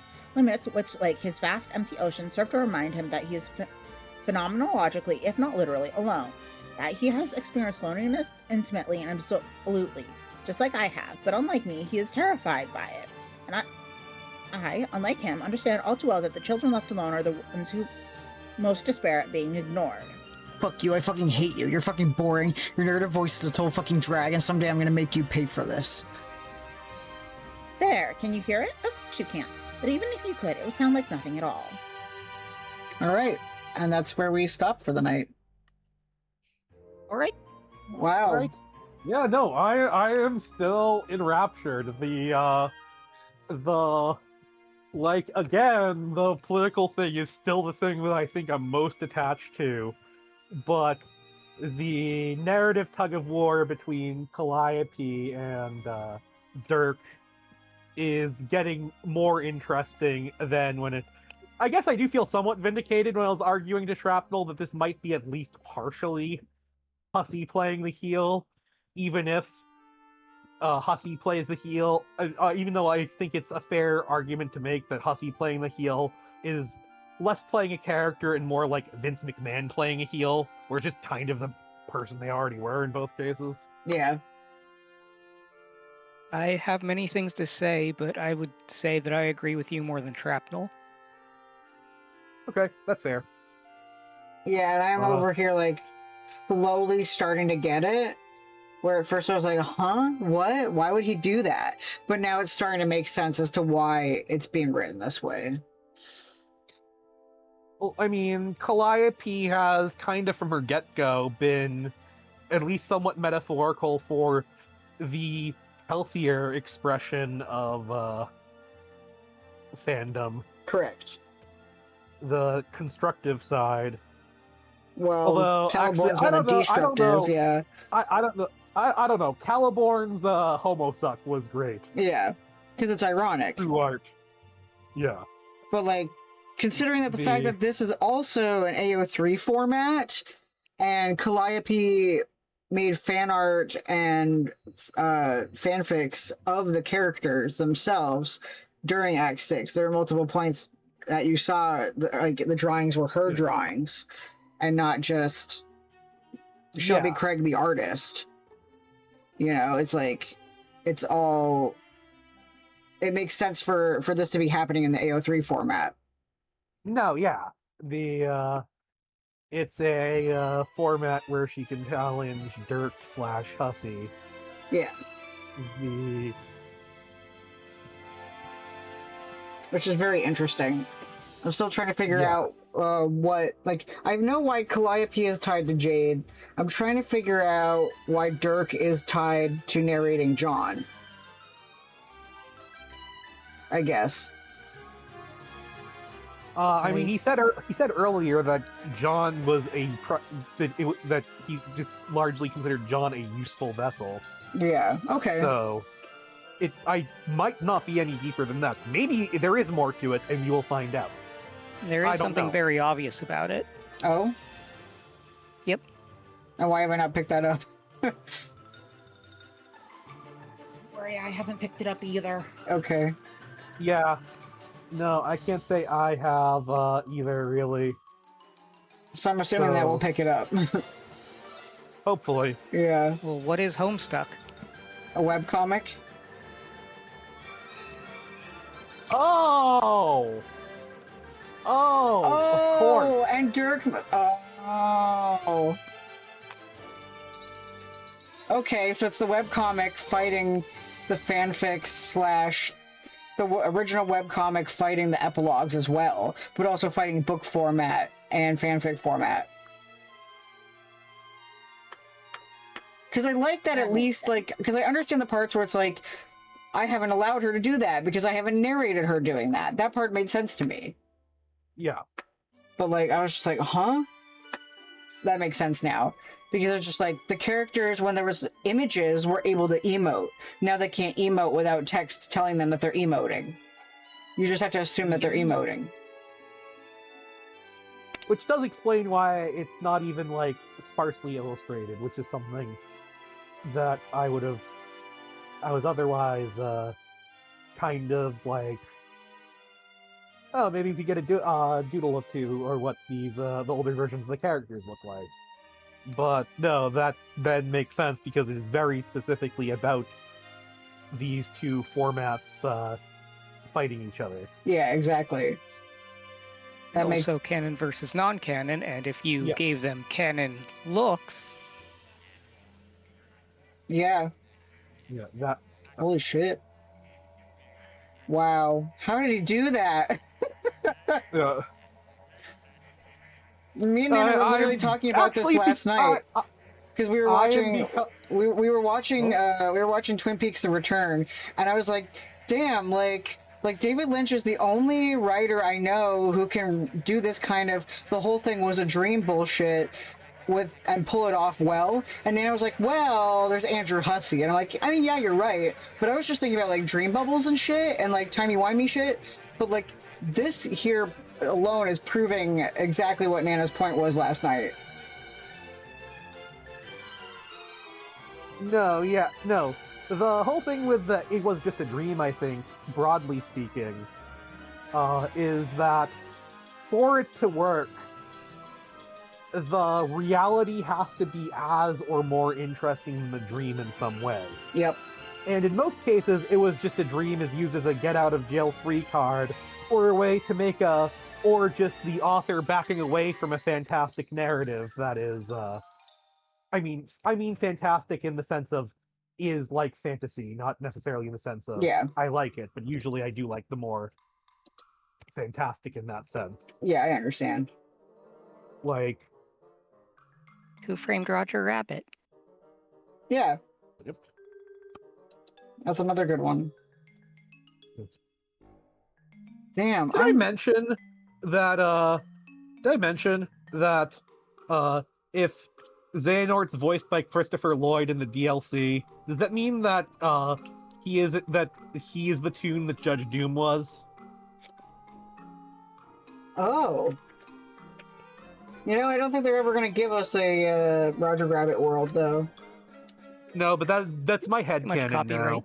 Yeah. That's my headcanon now, that Xehanort is the tune that Judge Doom was. That's interesting. There's nothing refuting it. Yeah. If I recall, in an earlier draft in the movie, he was going to be the hunter who killed Bambi's mom. Oh. That's interesting. But I can see why they would cut that, because they've already established how cartoonishly evil Judge Doom is, so... Yeah. Yeah, almost done. Yeah, we're literally about to end. Chill out, Mom. Yeah. Gosh, he's gonna dox me on stream. I think she already has. Fuck. It's not like I try. It's not like I hide my. It's not like I try to hide my identity particularly hard. No, you can't really hear what she says anyway.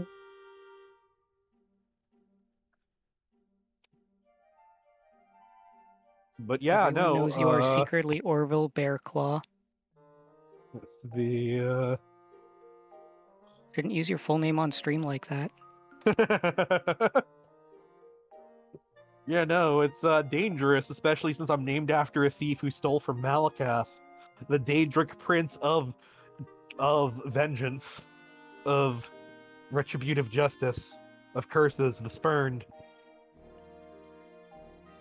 Anyway, yeah, I have to think a lot about the formats of the media I'm consuming lately. But no, yeah, I think use of medium is something that is very clever to do.